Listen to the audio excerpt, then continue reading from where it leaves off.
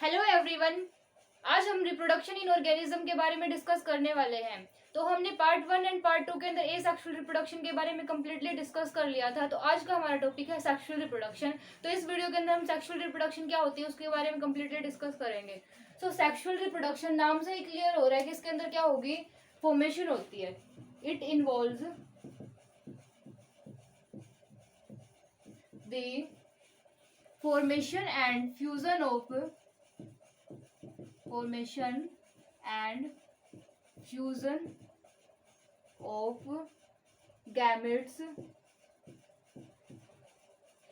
to form zygote, which leads to formation of new organism.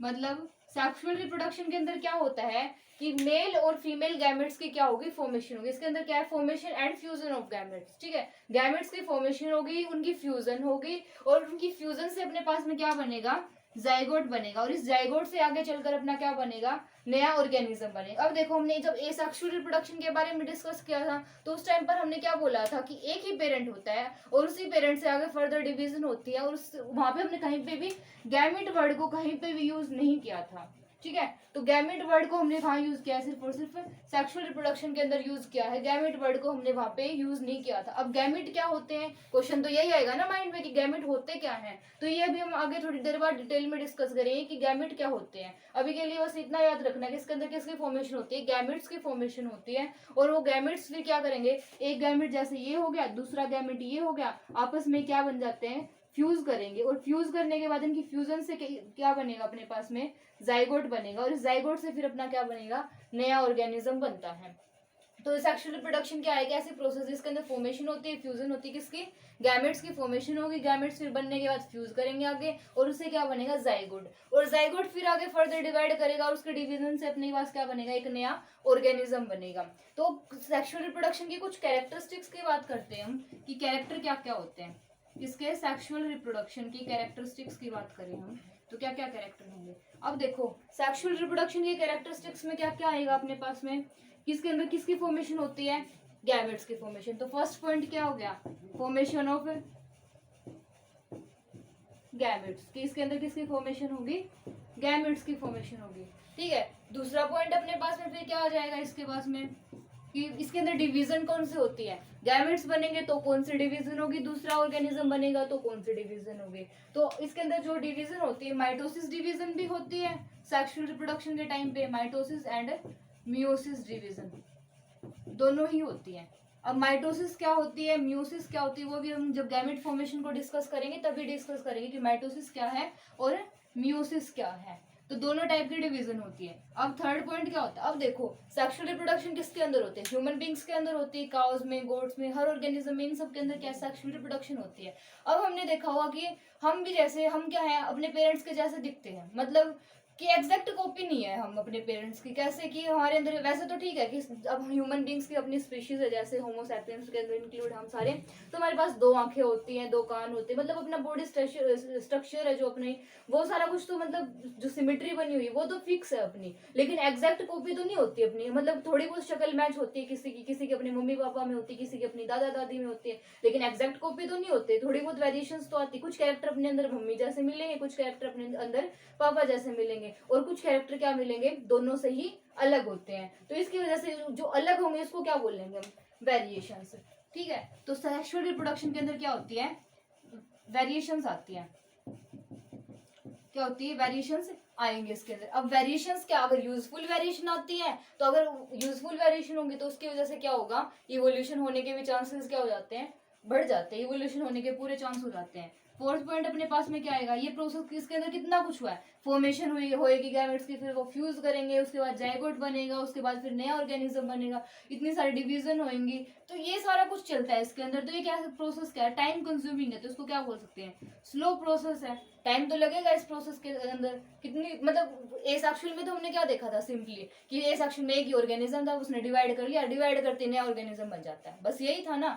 लेकिन यहाँ पे क्या है, टाइम लगता है, तो ये क्या है, स्लो प्रोसेस है। नेक्स्ट फिफ्थ पॉइंट जो अपने पास में आएगा, स्लो प्रोसेस है। दूसरा हम क्या बोल सकते हैं इसको, ये प्रोसेस जो है कॉम्प्लेक्स है। कितना सब कुछ हो गया कि अलग अलग टाइप की डिवीजन आई इसके अंदर, गैमेट्स आए, मतलब कॉम्प्लेक्स प्रोसेस है। एसेक्सुअल क्या थी, बहुत ही सिंपल प्रोसेस थी, लेकिन ये क्या है, कॉम्प्लेक्स प्रोसेस है। सिक्स्थ क्या बोलेंगे हम इसको, कैसी प्रोसेस है ये, इलाबरेट प्रोसेस है, बड़ी है, लंबी प्रोसेस है, लेंथी प्रोसेस है, स्लो है, कॉम्प्लेक्स है, इलाबरेट प्रोसेस है। माइटोसिस मियोसिस दोनों टाइप की डिवीजन होंगी, गैमेट्स की फॉर्मेशन होती है, इसके अंदर वेरिएशंस आने के चांसेस क्या होते हैं, हो जाते हैं इसके अंदर। तो ये सारा कुछ क्या है, अपने सेक्सुअल रिप्रोडक्शन की कुछ कैरेक्टरिस्टिक्स हैं। उसके बाद हम देखेंगे क्या आगे सेक्सुअल रिप्रोडक्शन में होता क्या क्या, वो सब कुछ भी डिटेल में पढ़ेंगे हम। उससे पहले हम क्या करते हैं, लाइफ के अंदर अपनी जो लाइफ साइकिल है, अपनी लाइफ के अंदर क्या कितने टाइप के फेजेस आते हैं, क्या कुछ होता है, वो डिस्कस कर लेते हैं। फेजेस इन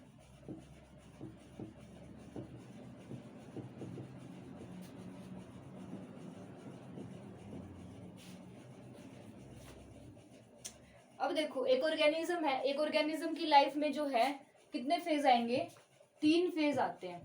3 फेज कौन कौन से हो जाते हैं अपने, फर्स्ट इज जुवेनाइल फेज, क्या बोलेंगे, जुवेनाइल फेज। सेकंड फेज कौन सा हो जाता है अपना, रिप्रोडक्टिव फेज, रिप्रोडक्टिव फेज।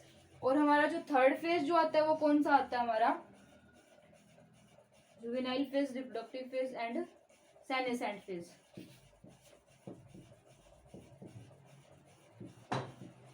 अब क्या होता है इनके अंदर, जुवेनाइल फेज के अंदर क्या होता है कि हमारा जो पीरियड कहाँ से लेकर कहाँ तक का, ऑर्गेनिज्म की बर्थ से लेकर के कहाँ तक का, वो जब तक मैच्योर नहीं हो जाता है, अपनी रिप्रोडक्शन के कैपेबल नहीं हो जाता, उसकी मैच्योर होने तक का जो पीरियड है, उसकी मैच्योरिटी तक का पीरियड है, उस पीरियड को क्या बोला जाता है, जुवेनाइल फेज। क्या डिफाइन करेंगे इसको हम, the period from the birth to the sexual maturity of organism.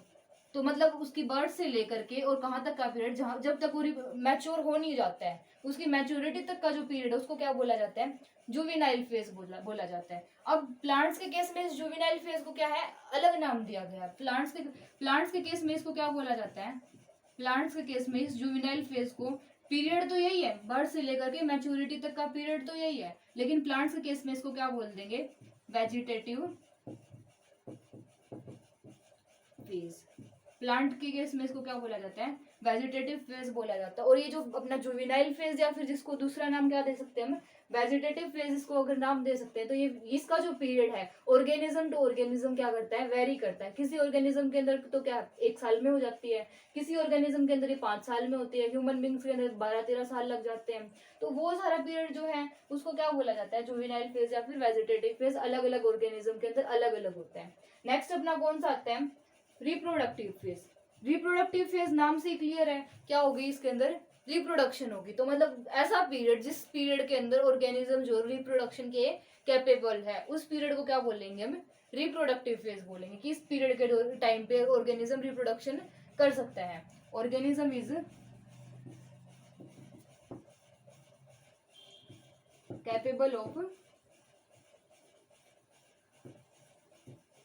Reproduction, तो इसको क्या बोलेंगे हम, रिप्रोडक्टिव फेज बोलेंगे।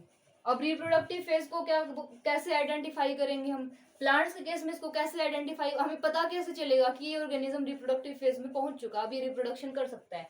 ये तो ठीक है, मैच्योरिटी है, ग्रोथ है, ठीक है, हाँ भी ग्रोथ हो रही है, जुवेनाइल फेज है। तो इस रिप्रोडक्टिव फेज का कैसे आइडेंटिफाई करेंगे हम कि रिप्रोडक्टिव फेज है। तो प्लांट्स के केस में क्या होता है, प्लांट्स के केस में प्लांट्स के क्या लगते हैं, फ्लावर लगते हैं। जो रिप्रोडक्टिव स्ट्रक्चर होती है वो क्या होती है, प्लांट की फ्लावर होती है। अगर प्लांट के अंदर फ्लावर ही नहीं लगेंगे तो रिप्रोडक्शन के कैपेबल ही नहीं हो सकता। तो प्लांट्स के अंदर जो रिप्रोडक्टिव फेज को आइडेंटिफाई जिस चीज को देखकर कर सकते हैं वो क्या है, अपनी फ्लावर है। फ्लावर्स को देखकर हम क्या है बता सकते हैं कि इस ऑर्गेनिज्म के अंदर रिप्रोडक्शन होगी। ऐसे ही एनिमल के अंदर भी कुछ होता है। एनिमल्स के अंदर क्या आते हैं, साइक्लिक चेंजेस आते हैं। एनिमल्स के अंदर क्या होता है, साइक्लिक चेंजेस आते हैं। और वो साइक्लिक चेंजेस किस टाइप के होंगे वो भी डिस्कस करेंगे, कैसे होती है, कौन सी टाइप की साइकिल होगी वो भी डिस्कस करेंगे। तो ऑर्गेनिज्म रिप्रोडक्टिव फेज के अंदर क्या होगा, रिप्रोडक्शन करने के कैपेबल होता है। उसके बाद सेनेसेंट फेज आ जाता है। सेनेसेंट फेज के अंदर क्या हो जाता है, ऑर्गेनिज्म की बॉडी के अंदर जितनी भी प्रोसेस हो रही होती है, फिजियोलॉजिकल प्रोसेस लगा लो, मतलब ये रिप्रोडक्टिव फेज का क्या हो जाता है, एंड हो जाता है। और उसकी जो उसकी बॉडी में जितनी भी प्रोसेस है, फिजियोलॉजिकल प्रोसेस, उसका मेटाबॉलिज्म जो कुछ भी है, सब कुछ क्या हो जाता है, स्लो हो जाता है। तो इसके अंदर क्या हो जाती है, slow down of physiological processes. मतलब जो ओल्ड एज जो स्टेज आती है ना, बुढ़ापे की जो स्टेज आती है, वो है सेनेसेंट फेज अपनी। तो इसके अंदर सारी की सारी प्रोसेस जो है वो क्या हो जाती है, स्लो हो जाती है। ऑर्गेनिज्म अब आगे फर्दर ग्रोथ नहीं कर सकता, रिप्रोडक्शन नहीं कर सकता। अब तो उसकी क्या होगी, मरने वाली कंडीशन आने वाली है। और सेनेसेंट फेज के बाद में ऑर्गेनिज्म की क्या हो जाती है, डेथ हो जाती है। तो ये क्या है, ये क्या है, क्या बताएगा senescent phase, end of reproductive phase. Reproductive phase का जो एंड है, वहां से बिगिनिंग किसकी होगी, सेनेसेंट फेज की। रिप्रोडक्टिव फेज जहाँ पे खत्म हो जाता है, वहां से सेनेसेंट बिगिन होगा। और उसके बाद में ऑर्गेनिज्म की ग्रोथ के अंदर धीरे धीरे कमी देखने शुरू हो जाएगी और स्लो डाउन हो जाएगा, मेटाबॉलिज्म कम हो जाएगा, उसकी फिजियोलॉजिकल प्रोसेसेस जो है, मतलब डाइजेशन वगैरह, मतलब उसका हर चीज वीक होती जाएगी, उसकी कमजोर होता जाएगा ऑर्गेनिज्म। उसके बाद डेथ हो जाएगी ऑर्गेनिज्म की। अब देखते हैं कि प्लांट्स के अंदर फ्लावरिंग पैटर्न के अकॉर्डिंग कैसे आइडेंटिफाई करेंगे, एनिमल्स के अंदर साइक्लिक चेंजेस कैसे आते हैं, वो सब कुछ अभी डिस्कस करेंगे। तो जो ये पीरियड था अपना, कहाँ से लेकर, ऑर्गेनिज्म की बर्थ से लेकर के, और सेनेसेंट फेज के बाद में हमें पता क्या होती है, सेनेसेंट फेज के बाद में ऑर्गेनिज्म की क्या होती है, डेथ हो जाती है। जो तो इसके अंदर क्या बोलेंगे, जो पीरियड था अपना, कहाँ से, उसकी ऑर्गेनिज्म की बर्थ से लेकर के उसकी नेचुरल डेथ तक का जो पीरियड है, उसको क्या बोला जाता है, लाइफ स्पैन। उसको क्या बोलते हैं, life span. The period from birth to the natural death of organism is called as life span. उस पीरियड को हम क्या बोलेंगे, ऑर्गेनिज्म का लाइफ स्पैन बोलते हैं। तो लाइफ स्पैन के बेसिस के ऊपर ऑर्गेनिज्म जो है क्या बोलेंगे हम, कि ऑर्गेनिज्म जिस ऑर्गेनिज्म ने अर्थ के ऊपर जन्म लिया है, उसकी डेथ तो क्या है, होनी ही होनी है। तो कोई भी ऑर्गेनिज्म ऐसा नहीं है अर्थ के ऊपर जो क्या हो, इमोर्टल हो, अनश्वर हो। हर व्यक्ति की क्या होगी, डेथ तो होगी होगी। तो लेकिन जो यूनिसेलुलर ऑर्गेनिज्म, उनको क्या बोला जाता है, कि ये यूनिसेलुलर ऑर्गेनिज्म है। ये क्या है, अपने यूनिसेलुलर ऑर्गेनिजम्स को क्या बोलते हैं, यूनिसेलुलर ऑर्गेनिजम्स। ये एक्सेप्शनल केस माने जाते हैं और इनको क्या बोला जाता है, कि ये यूनिसेलुलर ऑर्गेनिज्म कैसे हैं, इमोर्टल है, अनश्वर है, मतलब इनकी डेथ नहीं होती। क्या, क्यों बोला गया ऐसा, जैसे क्या था कि एक सेल थी, अब एक सेल थी, यहाँ से ब्रेक हो गई, दो सेल आ गई अपनी, दो से कितनी बन गई अपनी, चार बन जाती, चार से फिर आगे आठ बन जाती है, ऐसे ही चलती रहती है ना। तो मेन जो एक पेरेंट सेल थी वो तो ऐसे की ऐसी है, इसने तो कुछ लॉस नहीं किया अपना, कुछ ना कुछ गेन नहीं किया होगा इसने, लॉस तो कुछ नहीं किया। आगे एक थी, एक से कितनी सारी बन रही है, थोड़ी देर में देखेंगे बहुत सारी हो जाती है। तो इसीलिए यूनिसेलुलर ऑर्गेनिज्म को क्या बोला जाता है, इमोर्टल बोला जाता है। बाकी सब ऑर्गेनिज्म क्या से माने जाते हैं, मोर्टल माने जाते हैं। उसके बाद नेक्स्ट अब देखो कि जो लाइफ स्पैन होता है, तो लाइफ स्पैन जो है वो साइज के ऊपर डिपेंड नहीं करता। मतलब अगर ऑर्गेनिज्म का साइज अगर बड़ा है तो उसका लाइफ स्पैन भी ज्यादा, मतलब वो ज्यादा ईयर्स तक जिंदा रहेगा, ऐसा कुछ नहीं होता। अगर उसका साइज छोटा है तो वो कम साल तक जिएगा, ऐसा कुछ भी नहीं होता। मतलब लाइफ स्पैन जो है उसका साइज के साथ में, जो लाइफ स्पैन है उसका साइज के साथ में कोई भी लेना देना नहीं है, ठीक है। ऑर्गेनिज्म के साइज के ऊपर डिपेंड नहीं करता। अब इसको एग्जांपल से समझते हैं हम। एग्जांपल किसका लेते हैं हम, क्रो का लेते हैं और किसका, पैरेट का लेते हैं। क्रो एंड पैरेट, इन दोनों का साइज देखो, क्रो का साइज और पैरेट का साइज, दोनों का साइज क्या है, ऑलमोस्ट सेम है। क्रो का भी साइज उतना ही होता है लगभग, और पैरेट का साइज भी लगभग क्रो के जितना ही होता है। लेकिन दोनों के लाइफ स्पैन में क्या होता है, डिफरेंस आता है। अब क्रो का लाइफ स्पैन कितना होता है अपना, 15 ईयर्स का होता है। क्रो जो अपना वो 15 ईयर्स तक जिंदा रह सकता है। और जो पैरेट है, पैरेट का लाइफ स्पैन कितना है, 140 ईयर्स तक का है, ठीक है। तो जो लाइफ स्पैन है, यहाँ से पता चलता है ना कि लाइफ स्पैन का साइज के साथ कोई रिलेशन नहीं है। साइज सेम होने के बावजूद भी क्या है, ऑर्गेनिज्म का लाइफ स्पैन अलग अलग हो सकता है। छोटा ऑर्गेनिज्म ज्यादा साल तक भी जी सकता है और बड़ा ऑर्गेनिज्म कम साल तक भी जी सकता है। ऐसा कुछ नहीं है कि छोटा है तो ये कम ही साल जिएगा और बड़ा है तो ज्यादा साल जिएगा। अब दूसरा एग्जाम्पल इसका किसके साथ देखते हैं हम, क्रो एंड पैरेट हो गया। दूसरा किसमें, प्लांट्स के केस में देख सकते हैं हम। दूसरा क्या आता है अपना, जैसे मैंगो का प्लांट हो गया एंड बनियान ट्री हो गया। अब क्या होता है, मैंगो प्लांट है उसका लाइफ स्पैन क्या होता है, बहुत कम होता है। जबकि बनियान ट्री का लाइफ स्पैन 200-300 सालों तक का होता है। तो मैंगो प्लांट जबकि दोनों का साइज ऑलमोस्ट सेम है, मैंगो प्लांट और बनियान ट्री का साइज क्या मिलेगा अपने को, लगभग काफी हद तक सेम मिलेगा अपना, लेकिन उनका लाइफ स्पैन है वो क्या मिलता है, अलग अलग मिलता है। तो ऐसे ऑर्गेनिज्म के लाइफ स्पैन के बेसिस के ऊपर क्या है, हमारी बुक में भी एक टेबल दी हुई है जिसको हमने कंप्लीट करना है। तो ये ऑर्गेनिज्म जो है अलग, उनका अलग अलग लाइफ स्पैन, एलिफेंट का लाइफ स्पैन कितना मिलेगा, 70 to 90 ईयर्स तक मिलेगा अपना। उसके बाद रोज है, रोज का लाइफ स्पैन कितना है, 3 to 7 ईयर्स है। डॉग का लाइफ स्पैन अपना 20 to 30 ईयर्स है। बटरफ्लाई का 1 to 2 वीक्स है। क्रो का लाइफ स्पैन 15 ईयर्स का है। बनाना ट्री का 25 to 30 ईयर्स का है। काऊ का 20 to 25 years. Parrot 140 years. Crocodile 60 years. Horse 60 years. ठीक है। इसी तरह फ्रूट फ्लाई है, उसका लाइफ स्पैन कितना अपना 2 वीक्स तक का है। राइस प्लांट का 5 to 6 मंथ का है। टोर्टोइज का 100 to 150 ईयर्स का है। और बनियान ट्री का 200 to 300 ईयर्स का। अब देखो टोर्टोइज में और एलिफेंट में भी देख सकते हैं हम, क्योंकि टोर्टोइज का साइज क्या होता है, छोटा होता है, जबकि एलिफेंट का साइज तो बहुत बड़ा होता है, लेकिन दोनों के लाइफ स्पैन में क्या है, कितना डिफरेंस आता है। ठीक है। तो ऐसे अलग अलग ऑर्गेनिज्म के लाइफ स्पैन में क्या हमें देखने को मिलता है, अपने को डिफरेंस में देखने को मिलता है कि लाइफ स्पैन कुछ वीक्स से लेकर के कुछ सालों से लेकर के कई सालों तक का भी हो सकता है। जैसे क्या है, यहाँ 70 to 90 ईयर्स है, ठीक है, नॉर्मल है। ह्यूमन बींग्स का कितना माना जाता है, 100 ईयर माना जाता है। हमारा कितना लाइफ स्पैन माना जाता है कि हम 100 सालों तक जिंदा रह सकते हैं। मतलब वैसे तो एक्सीडेंट से मर जाते हैं लोग, और अभी धीरे धीरे जैसे टाइम चेंज हो रहा है तो जल्दी डेथ हो जाती है, लेकिन ऑन एन एवरेज जो लाइफ स्पैन माना गया था ह्यूमन बींग्स का, वो कितना माना गया था, 100 ईयर्स का माना गया था।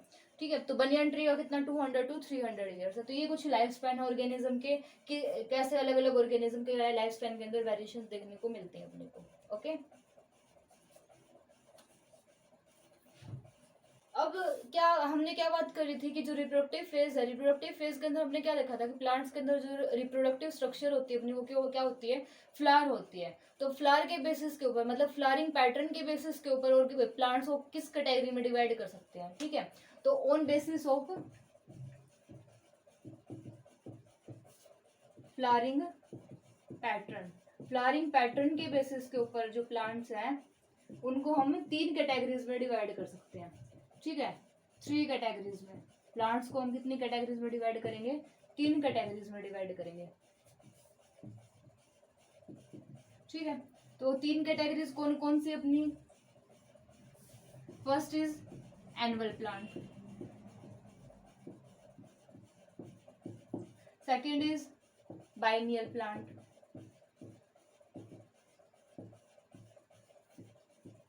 And third is perennial plant. अब देखो एनुअल प्लांट्स के अंदर क्या होता है, नाम से ही क्लियर है, इस डिफरेंस को ध्यान से समझना। या एनुअल बाइनियल का मतलब ये नहीं कि 1 साल 2 साल, ऐसा कुछ नहीं है, ध्यान से समझना डिफरेंस, कंफ्यूजन यही आती है। एनुअल प्लांट के अंदर क्या होते हैं कि वो प्लांट जो अपनी लाइफ साइकिल को किसमें कंप्लीट करते हैं, 1 फ्लावरिंग सीजन के अंदर अपनी लाइफ साइकिल को कंप्लीट कर लेते हैं, completes their life cycle, completes their life cycle in 1 flowering season। जो एक फ्लावरिंग सीजन के अंदर ही क्या करते हैं, अपनी लाइफ साइकिल को कंप्लीट कर लेते हैं। क्या यहाँ पे मैंने क्या बोला है, यहाँ पे ये नहीं बोला मैंने कि 1 ईयर के अंदर कंप्लीट करते, 1 साल के अंदर कंप्लीट, मैंने क्या वर्ड यूज किया इसकी जगह पे, flowering season. Flowering season word बोला है मैंने कि एक फ्लावरिंग सीजन में अपनी लाइफ साइकिल को कंप्लीट करते हैं। फॉर एग्जाम्पल अपना क्या हो गया, जैसे बीट प्लांट है, हम क्या करते हैं उसको ग्रो करवाते हैं, थोड़े टाइम बाद में जैसे वो ग्रो करता है उसके क्या लगते हैं, जो भी ग्रोथ होती है उसकी लाइफ साइकिल में जो फेजेस आने होते हैं सब कुछ कंप्लीट हो जाता है, उसको हम काट देते हैं, फसल मिल जाती है अपने को, ग्रेन्स वगैरह मिल जाते हैं, यही सब कुछ करते हैं ना। तो उसकी लाइफ साइकिल क्या है कि उसी सीजन के अंदर, मतलब एक फिक्स पीरियड 6 मंथ्स का जो पीरियड है, 5 to 6 मंथ्स का, उसी पीरियड के अंदर उसकी लाइफ साइकिल क्या हो जाती है, पूरी की पूरी कंप्लीट। 1 ईयर तो नहीं लगा उसको, हमने क्या बोला इसलिए फ्लावरिंग सीजन की, एक फ्लावरिंग सीजन के अंदर उसकी लाइफ साइकिल कंप्लीट हो जाएगी। ऐसे ही क्या है बाइनियल प्लांट, बाइनियल नाम से ही क्लियर, बाई का मतलब होता ही क्या है 2, बाई का मतलब भी 2 है। तो इनको अपनी लाइफ साइकिल कंप्लीट करने के लिए कितने फ्लावरिंग सीजन चाहिए, 2 फ्लावरिंग सीजन चाहिए। 2 फ्लावरिंग सीजन में 2 फ्लावरिंग सीजन में ये क्या करेंगे, अपनी लाइफ साइकिल को कंप्लीट करेंगे। एग्जाम्पल क्या है इसका, कैरेट। अब कैरेट कैसे होती है, जैसे कैरेट प्लांट, कैरेट को हम ग्रो करवाते हैं। अब जैसे एक बार हमने जैसे ग्रो किया उसको, उसको हम क्या करेंगे, ऐसे ही छोड़ देंगे जो भी है, एक साल के मतलब एक सीजन के अंदर उसकी जो ग्रोथ होनी होती है उस फ्लावरिंग सीजन के अंदर जितनी होती है हो जाती है, उस टाइम तक हम उसको ऐसे छोड़ते हैं। फिर नेक्स्ट टाइम आता है जब हम दोबारा से कैरेट को ग्रो करवाने वाले होते हैं, लेकिन हमने तो पिछली वाली कैरेट को ही नहीं काटा था अभी, तो उस कैरेट के अंदर क्या होता है, सीड्स वगैरह की फॉर्मेशन होती है, और बाकी जो रेस्ट पीरियड उसकी लाइफ साइकिल में जो बचता है वो उस टाइम पे कंप्लीट हो जाता है। लेकिन अगर हम वीट को ऐसे छोड़ देंगे, वीट की जो फसल है वो तो अपने को खत्म ही मिलती है, लेकिन कैरेट के केस में ऐसा नहीं होता, उसके अंदर सीड्स वगैरह की फॉर्मेशन सेकंड फ्लावरिंग सीजन आता है ना, तब होती है। तो इसकी लाइफ साइकिल को कंप्लीट करने के लिए अपने को क्या चाहिए, 2 फ्लावरिंग सीजन की जरूरत पड़ती है। यहाँ पे लाइफ साइकिल किसमें कंप्लीट होती है, एक ही फ्लावरिंग सीजन में, 1 फ्लावरिंग सीजन और 2 फ्लावरिंग सीजन। पेरिनियल प्लांट कौन से होते हैं, जिनकी लाइफ साइकिल मतलब एक फ्लावरिंग सीजन, 2 फ्लावरिंग सीजन नहीं, यहाँ पे क्या होते हैं, many flowering season. Many flowering season मतलब एग्जांपल जैसे क्या हो गया अपना, मैंगो प्लांट हो गया। मैंगो प्लांट के अंदर ये तो नहीं है कि मैंगो से अपने अपने ने क्या ले लिया, एक बार फ्रूट लग गया, मैंगो लग गए, और उसके बाद हमने उस पेड़ को काट दिया, उस ट्री को काट दिया, ऐसा तो कुछ नहीं करते। नेक्स्ट ईयर उसके ऊपर फिर से मैंगो लग जाते, उससे नेक्स्ट ईयर फिर से मैंगो लग जाते, ऐसा ही चलता रहता है ना। तो उसकी फ्लावरिंग सीजन क्या है, कई फ्लावरिंग सीजन तक उसकी लाइफ साइकिल चलती रहेगी। ऐसा नहीं कि एक बार या 2 साल में या 3 साल में उसकी लाइफ साइकिल कंप्लीट हो जाती है, वो उसकी डेथ हो जाती है, वो प्लांट अब आगे मैंगो नहीं दे सकता अपने को, ऐसा कुछ नहीं होता। तो इस टाइप के प्लांट्स को हम क्या बोलेंगे, पेरिनियल प्लांट, जो बहुत सारे फ्लावरिंग सीजन तक ग्रो करते रहेंगे। ठीक है, तो ये अपना मेन डिफरेंस कि हमको क्या याद रखना है कि फ्लावरिंग सीजन ना कि ईयर। ठीक है, 1 फ्लावरिंग सीजन, यहाँ पे 2 फ्लावरिंग सीजन, और वहाँ पे मैनी फ्लावरिंग सीजन। तो ये अपने क्या है, फ्लावरिंग पैटर्न के बेसिस के ऊपर हम प्लांट्स को कैसे डिवाइड कर सकते हैं। अब इसके कुछ एक्सेप्शनल केस भी आ सकते हैं कि जो अनयूजुअल बिहेवियर शो करते हैं, किससे, एनुअल, बाइनियल और पेरिनियल से कुछ अलग ही टाइप का बिहेवियर शो करेंगे। तो वो एक्सेप्शनल केस क्या है, तो क्या बोला है मैंने कि unusual flowering pattern, unusual flowering pattern, unusual flowering pattern show करने वाले प्लांट कौन से हैं। एग्जाम्पल क्या है, जैसे अपना एक प्लांट का नाम है स्ट्रोबिलैंथस, स्ट्रोबिलैंथस कुंथियाना।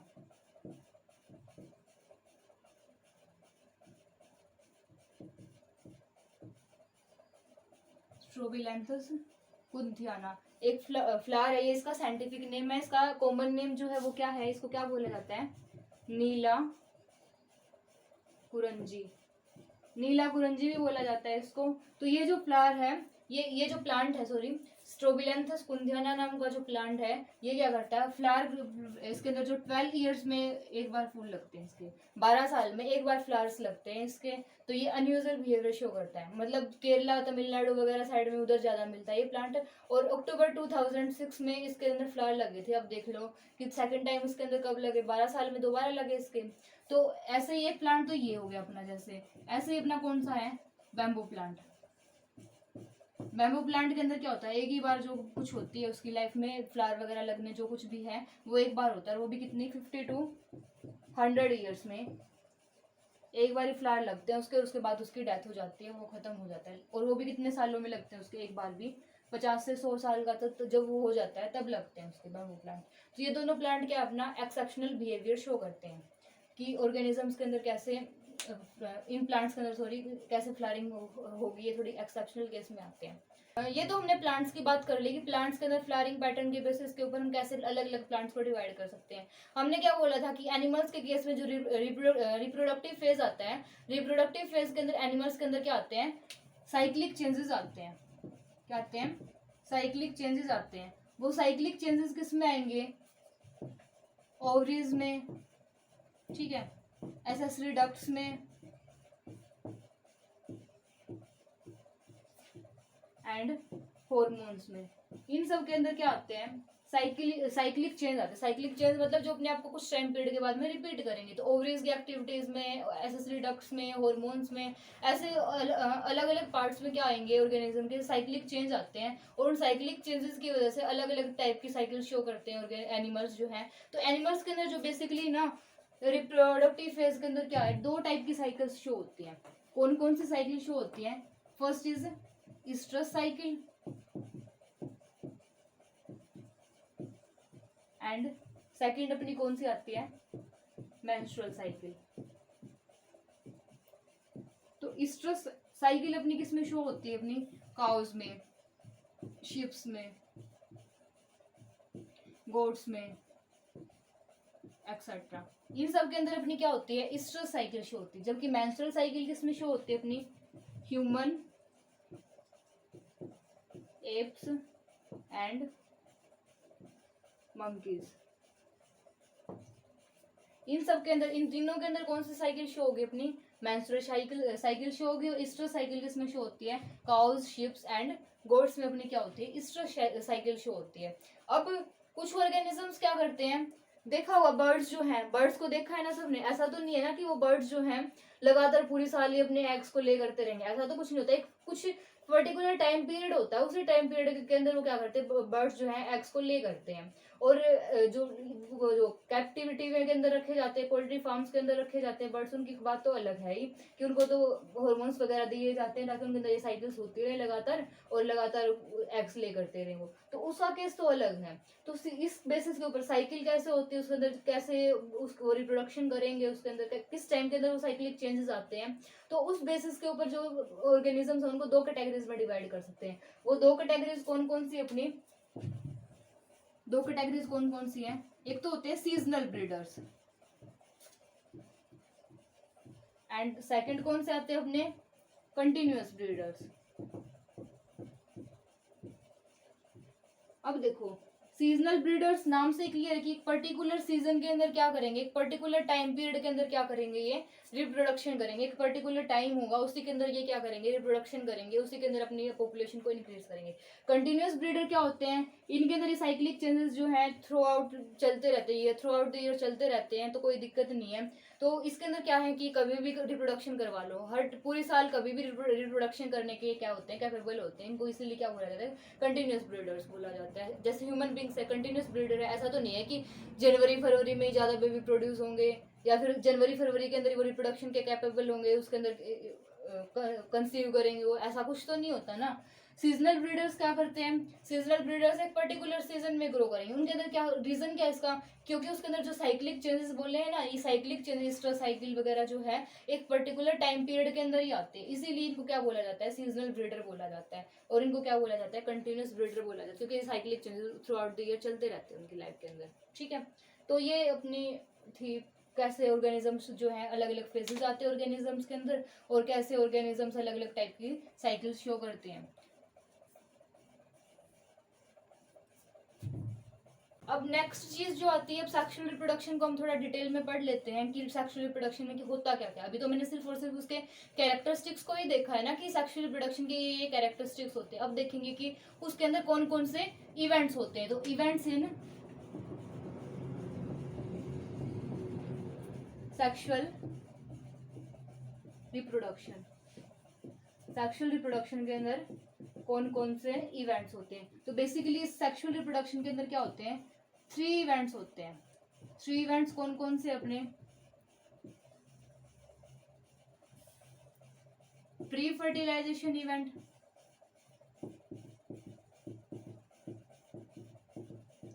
Second one is fertilisation, and third one is post fertilisation. अब देखो क्या होता है इन तीनों इवेंट्स में। सबसे इंपॉर्टेंट क्या अपना फर्टिलाइजेशन के अंदर देखते हैं। सबसे पहले फर्टिलाइजेशन के अंदर हमने स्टार्टिंग में डेफिनेशन में भी बात करी थी, इसके अंदर क्या होती है, फ्यूजन होता है किसका, गैमेट्स का। तो फर्टिलाइजेशन क्या है, एक ऐसी प्रोसेस है जिसके अंदर क्या होगी, fusion of gametes.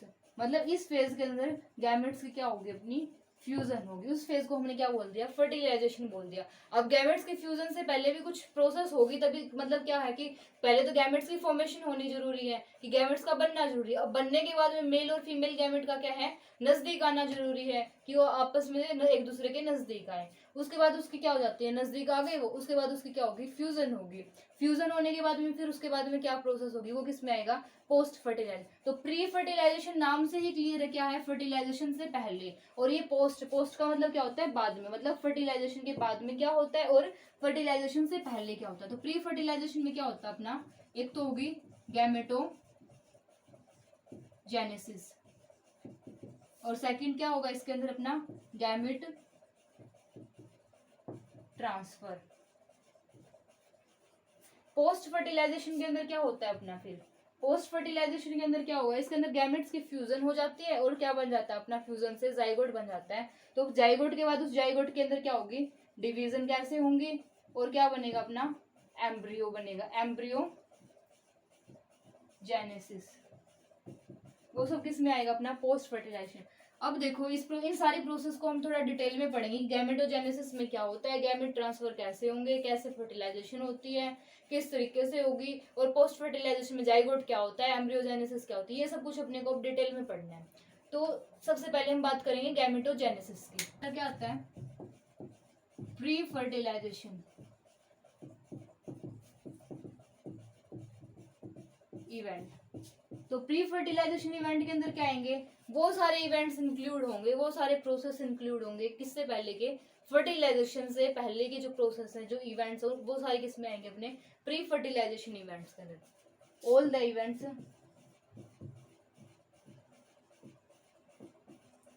Before fertilisation, वो सारे किस में इंक्लूड है, प्री फर्टिलाइजेशन में है। अब इसके अंदर हमने देख लिया था, फर्स्ट इज गैमेटोजेनेसिस, दूसरा क्या है, गैमेट ट्रांसफर। तो फर्स्ट सबसे पहले हम देखते हैं, सबसे पहले किसको, गैमेटोजेनेसिस, गैमेटोजेनेसिस।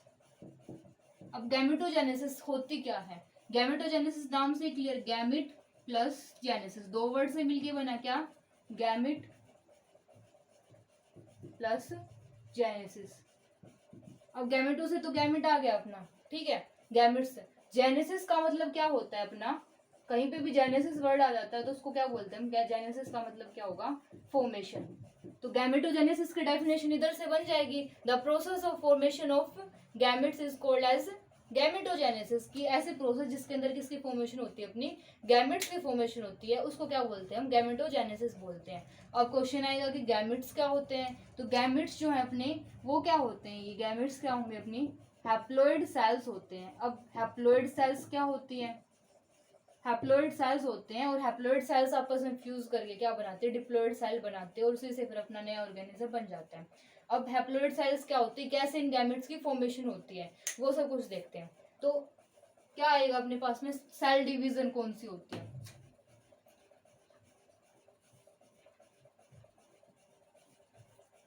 गैमेटोजेनेसिस के टाइम पे अपनी जो है सेल डिवीजन कैसे होगी, सेल डिवीजन।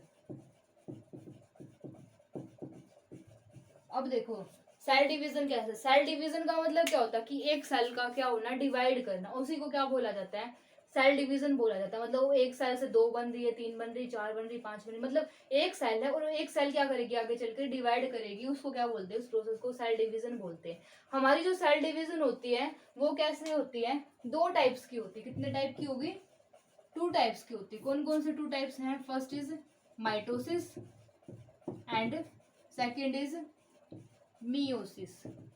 अब माइटोसिस क्या होती है, मियोसिस क्या होती है, वो डिस्कस करेंगे। उससे पहले एक चीज बता देती हूँ कि अपनी जैसे सेल है, ये क्या होगी, अपनी सेल है, ठीक है, सेल है, कोई भी सेल है, किसी भी टाइप की, कैसी भी सेल हो सकती है हमारी। इस सेल के अंदर हमारा क्या होता है, ये क्या हो गया अपना, जैसे न्यूक्लियस है, ठीक है, सेल है, सेल के अंदर अपना क्या मिलेगा, न्यूक्लियस मिलेगा। ये वाला जो बाहर जो है ये क्या अपना साइटोप्लाज्म हो गया। जैसे अब हमें पता है कि सेल के न्यूक्लियस के अंदर हमने क्या देखा था, इस 11th क्लास के सेल डिवीजन वाले चैप्टर में भी पढ़ चुके हैं हम, कि सेल के अंदर क्या होता है, अपना जेनेटिक मटेरियल प्रेजेंट होता है, और वो genetic material most of organisms में क्या होता है, अपना डीएनए होता है। ये क्या अपना जेनेटिक मटेरियल, और जेनेटिक मटेरियल कौन सा होता है अपना, दैट इज डीएनए। क्या होता है अपना, ये जेनेटिक मटेरियल होता है। अब जिसके, और ये डीएनए जो है वो पैक होके क्या बनाता है अपने, इस डीएनए की, ये जो डीएनए है, इस डीएनए की पैकेजिंग, डीएनए क्या हो जाता है, पैक हो जाता है। इसकी पैकेजिंग की वजह से क्या बनते हैं, अपने न्यूक्लियस के अंदर क्या बन जाते हैं, क्रोमोसोम्स बनते हैं।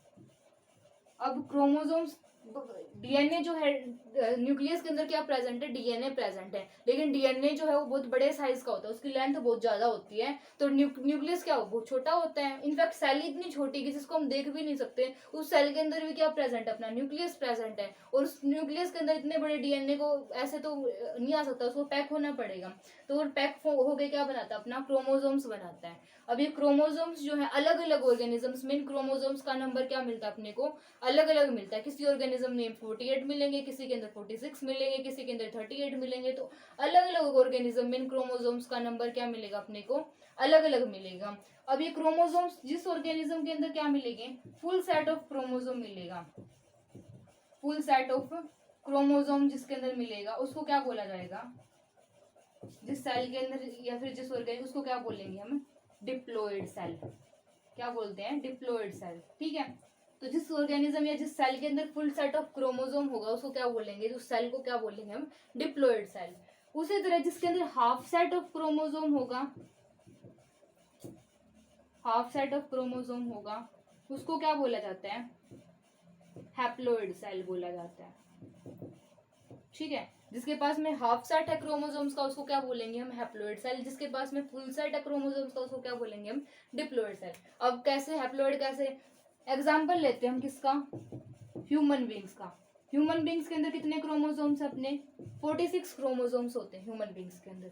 अब ह्यूमन बींग्स के अंदर अगर किसी सेल के अंदर अगर 46 से 46 क्रोमोसोम अगर प्रेजेंट है तो उसको क्या बोलेंगे हम, डिप्लॉइड बोलेंगे।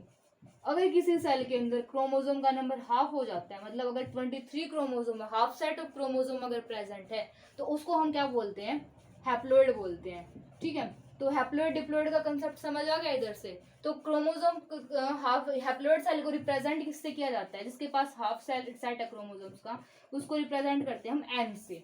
ठीक है, तो एन से डिप्लॉइड होगा, डी आई वर्ड यूज किया, डाई यूज किया, तो मतलब यहाँ पे क्या हो जाती है सेल 2n हो जाती है। यहाँ पे क्या रहेगी, n रहेगी, यहाँ पे क्या है 2n रहेगी। तो यहाँ पे हम ये लिख सकते हैं, ये क्या है हमारा 2n है और यहाँ पे n है। n की वैल्यू यहाँ पे कितनी हो जाती है अपनी 23, और 23 को 2 से मल्टीप्लाई करेंगे 46 से आएगा ना।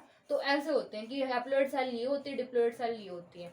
अब ये सब कुछ डिस्कस हमने क्यों किया है, क्या रोल था, हम क्या पढ़ रहे थे, सेल डिवीजन पढ़ रहे थे। सेल डिवीजन के अंदर माइटोसिस और मियोसिस दो टाइप के डिवीजन होते हैं। जो माइटोसिस डिवीजन होती है हमारी, उसको हम क्या बोलते हैं, इक्वेशनल डिवीजन। और जो हमारी मियोसिस होती है उसको हम क्या बोलते हैं, रिडक्शनल डिवीजन। अब इसको इक्वेशनल और इसको रिडक्शनल क्यों बोला गया, अब माइटोसिस के अंदर क्या होता है कि हमारे पास कोई एक सेल थी, कोई सेल लगा लो, ये वाली एक सेल थी, इस एक सेल से हमारे पास कितनी सेल्स बनेंगी, 2 सेल्स बन जाती हैं। ठीक है, ये सेल हमारी कैसी थी, डिप्लॉइड सेल थी, और इस डिप्लॉइड सेल से हमारे डिप्लॉइड सेल्स ही बनेंगी। मतलब इसके पास अगर 46 क्रोमोसोम थे तो इस सेल के पास भी 46 मिलेंगे, इस सेल के पास भी 46 मिलेंगे। अगर इस सेल के पास मान लो 38 क्रोमोसोम थे, इसके पास भी 38 मिलेंगे, इसके पास भी 38 मिलेंगे। अगर इसके पास 23 क्रोमोसोम थे तो इसके पास भी 23 मिलेंगे, इसके पास भी 23 क्रोमोसोम मिलेंगे। अगर ये सेल हमने, ये तो हमने डिप्लॉइड सेल लिए, अगर ये सेल हैप्लॉइड होती तो यहाँ पे ये जो नई सेल बनेगी ये भी हैप्लॉइड और ये भी हैप्लॉइड। तो इसके अंदर क्या था कि क्रोमोसोम्स का नंबर क्या रहेगा हमारा, सेम रहेगा। माइटोसिस के अंदर हमारा प्लोइडी लेवल जो है वो क्या रहेगा, सेम रहेगा। प्लोइडी लेवल का मतलब क्रोमोसोम्स का नंबर क्या रहेगा अपना, सेम रहेगा। अब बात करते हैं मियोसिस डिवीजन की। मियोसिस को रिडक्शनल डिवीजन क्यों बोला गया, क्या बोलते हैं इसको, रिडक्शनल, तो क्यों बोला गया। अब क्या था कि एक मान के चलो एक सेल होती है अपने पास में, डिप्लॉइड सेल थी, तो डिप्लॉइड सेल थी तो ये क्या करेगी, डिवाइड करेगी और 2 सेल्स बनाती है। डिवाइड करके इसने क्या बनाई, 2 सेल्स बनाई, और वो 2 सेल्स के अंदर क्या मिलेगा अपने को, क्रोमोसोम्स का नंबर क्या हो जाता है यहाँ पे, हाफ सेल। सेल कैसी थी 2n थी, लेकिन यहाँ पे जो नई सेल्स बनी है, जो डॉटर सेल्स बनी, वो कैसी बनी अपनी, n बनी है, हैप्लॉइड सेल्स बनी। जबकि यहाँ पे हमने क्या देखा था कि सेल 2n थी और 2n सेल से डिप्लॉइड, मतलब सेल डिप्लॉइड थी, डिप्लॉइड सेल से हमारी कैसे सेल्स बनी थी, डिप्लॉइड सेल बनी थी। लेकिन यहाँ पे जो डिप्लॉइड सेल है, डिप्लॉइड से कैसे सेल्स बनी है, हैप्लॉइड सेल बनी। और इसके अंदर क्या था कि हमारे पास इक्वेशनल डिवीजन थी, इसके अंदर क्या था कि एक सेल थी, एक सेल से अपनी कितनी बनती, 2 बनती, 2 से फिर 4 बनेंगी, 4 से 8, ऐसे चल रहा था सब कुछ। लेकिन यहाँ पे क्या होता है कि एक सेल से कितनी सेल्स बनेंगी अपनी, एक सेल से कितनी सेल्स बनेंगी, 4 सेल्स बनेंगी। 4 सेल्स कैसे, जो मियोसिस होती है वो कितने पार्ट्स में डिवाइडेड होती है, 2 पार्ट्स में, मियोसिस 1 एंड मियोसिस 2। तो मियोसिस 2 कब होगी, ये वाली जो हैप्लॉइड सेल्स है, ये हैप्लॉइड सेल्स फिर आगे फर्दर डिवाइड करेंगी और एक हैप्लॉइड सेल फिर आगे 2 हैप्लॉइड सेल्स को बनाएगी। तो ये वाली जो डिवीजन हुई इसको क्या बोलते हैं, मियोसिस 2। तो मियोसिस जो डिवीजन है वो कितने पार्ट में डिवाइड होती है, मियोसिस 1 और मियोसिस 2, 2 पार्ट्स होते हैं। मियोसिस 1 के अंदर तो बेसिकली अपना कुछ नहीं होता, सिर्फ एक सेल थी 2 में डिवाइड होती है और जो डॉटर सेल आती है उसके अंदर क्या मिलेगा अपने को, क्रोमोसोम्स का नंबर हाफ हो जाता है। लेकिन जो मियोसिस 2 होती है तो हैप्लॉइड सेल ही आगे फर्दर चल के हैप्लॉइड सेल्स बनाएंगी, तब जाके मियोसिस कंप्लीट होती है। तो एक सेल से कितनी सेल्स बनी अपनी, 4 सेल्स बनी। यहाँ पे एक सेल से कैसे सेल बनी, 2 सेल बनी।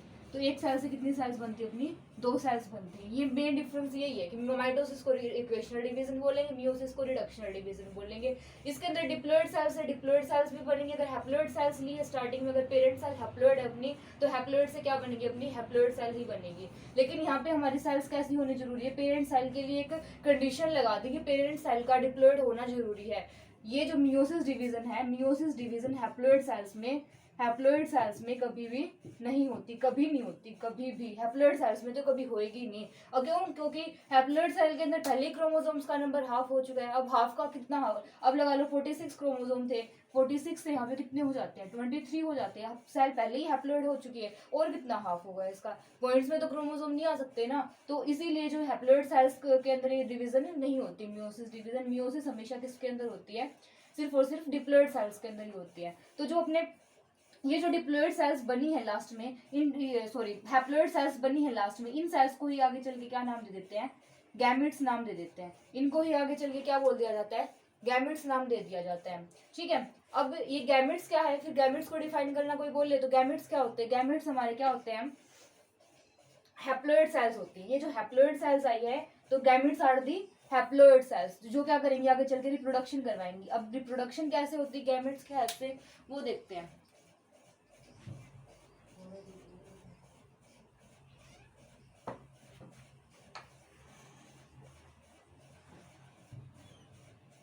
अब मान के चलो हमारे पास में क्या, एक सेल ये थी हैप्लॉइड थी, दूसरी सेल क्या थी, ये भी हैप्लॉइड थी। ये मेल गैमेट है और ये वाला क्या है, फीमेल गैमेट है। दोनों हैप्लॉइड है, दोनों ने क्या किया, फिर आगे चल के फर्टिलाइजेशन हुई। दोनों के अंदर फर्टिलाइजेशन में बताया था कि क्या होती है, मेल और फीमेल गैमेट की फ्यूजन होती है। तो अब इसने इन दोनों ने क्या किया, आपस में फ्यूज किया। फ्यूजन से क्या बनेगा अपना, जाइगोट। और जाइगोट कैसे हो जाता है, 2n हो जाता है। ठीक है, तो जाइगोट क्या हो जाता है, 2n में मिलेगा अपने पास में, डिप्लॉइड सेल आएगी। जाइगोट के अंदर फिर आगे माइटोसिस डिवीजन होती रहती है और पूरा ऑर्गेनिज्म बन जाता है। लेकिन अगर हम स्टार्टिंग में अगर यहाँ पे 2n सेल लेके चलते, मेल वाली 2n होती और फीमेल वाली कैसी होती है हमारे पास में, 2n होती। अब दोनों ही 2n है, ये भी 2n ये भी 2n, मतलब दोनों ही डिप्लॉइड है। अगर दोनों ही गैमेट्स अगर डिप्लॉइड है तो इसको ये जो जाइगोट बनेगा ये कैसा आता है अपने पास में, 4n जाइगोट आता। और ये 4n वाली आगे फर्दर चल के फिर डिवाइड करती, तो 4n वाला अगर मेल होता, ये वाली फीमेल होती, तो इनसे अपने पास में क्या बनता, फिर 8n वाला जाइगोट बनता। तो ऐसे जनरेशन आफ्टर जनरेशन हम देखते जाएंगे तो क्रोमोसोम्स का नंबर क्या होता जाएगा, इंक्रीज होता जाएगा। एक जनरेशन में कितना है, दूसरी में कितना मिलेगा, मतलब हर बार एक जनरेशन से नेक्स्ट जनरेशन में जाएंगे जैसे जैसे क्रोमोसोम्स का नंबर इंक्रीज हो जाता है। तो ऐसा तो पॉसिबल नहीं है ना कि क्रोमोसोम्स का नंबर इंक्रीज हो जाए, क्योंकि एक स्पीशीज के लिए क्रोमोसोम्स का नंबर क्या रहता है, फिक्स रहता है। कि हमारी जैसे ह्यूमन बींग्स है, हमारे अंदर फिक्स है क्रोमोसोम्स का नंबर, कैट्स के अंदर फिक्स है क्रोमोसोम्स का नंबर, डॉग्स के अंदर फिक्स है क्रोमोसोम का नंबर। तो ऐसा नहीं चलेगा कि क्रोमोसोम का नंबर ऐसे जनरेशन आफ्टर जनरेशन इंक्रीज हो जाए। तो इसीलिए अब हमारे लिए जो मियोसिस डिवीजन हो जाती है वो जरूरी हो जाती है अपने प्लॉइडी लेवल को मेंटेन रखने के लिए, क्योंकि हमें पता है कि मेल और फीमेल गैमेट्स फ्यूज करेंगे तभी जाइगोट बनेगा। और जाइगोट बनाने के लिए हमें सिर्फ और सिर्फ क्या चाहिए, 2n चाहिए। तो पहले ही हम कुछ ऐसा कर दें कि वो क्रोमोसोम्स का नंबर पहले ही अगर रिड्यूस हो जाए, तो इसीलिए मियोसिस डिवीजन क्या हो जाती है अपनी, जरूरी हो जाती है। और जाइगोट के अंदर फिर आगे माइटोसिस होती रहेगी और माइटोसिस से फिर नया ऑर्गेनिज्म जो है आगे ग्रो करेगा। तो इस तरह से सेक्सुअल रिप्रोडक्शन के अंदर दोनों माइटोसिस डिवीजन भी होती है और मियोसिस डिवीजन भी होती है। अब क्वेश्चन ये आएगा हमारे दिमाग में कि क्या मियोसिस डिवीजन है पूरी अपनी बॉडी की हर सेल में हो सकती है या फिर कुछ स्पेसिफिक सेल्स के अंदर ही होती है।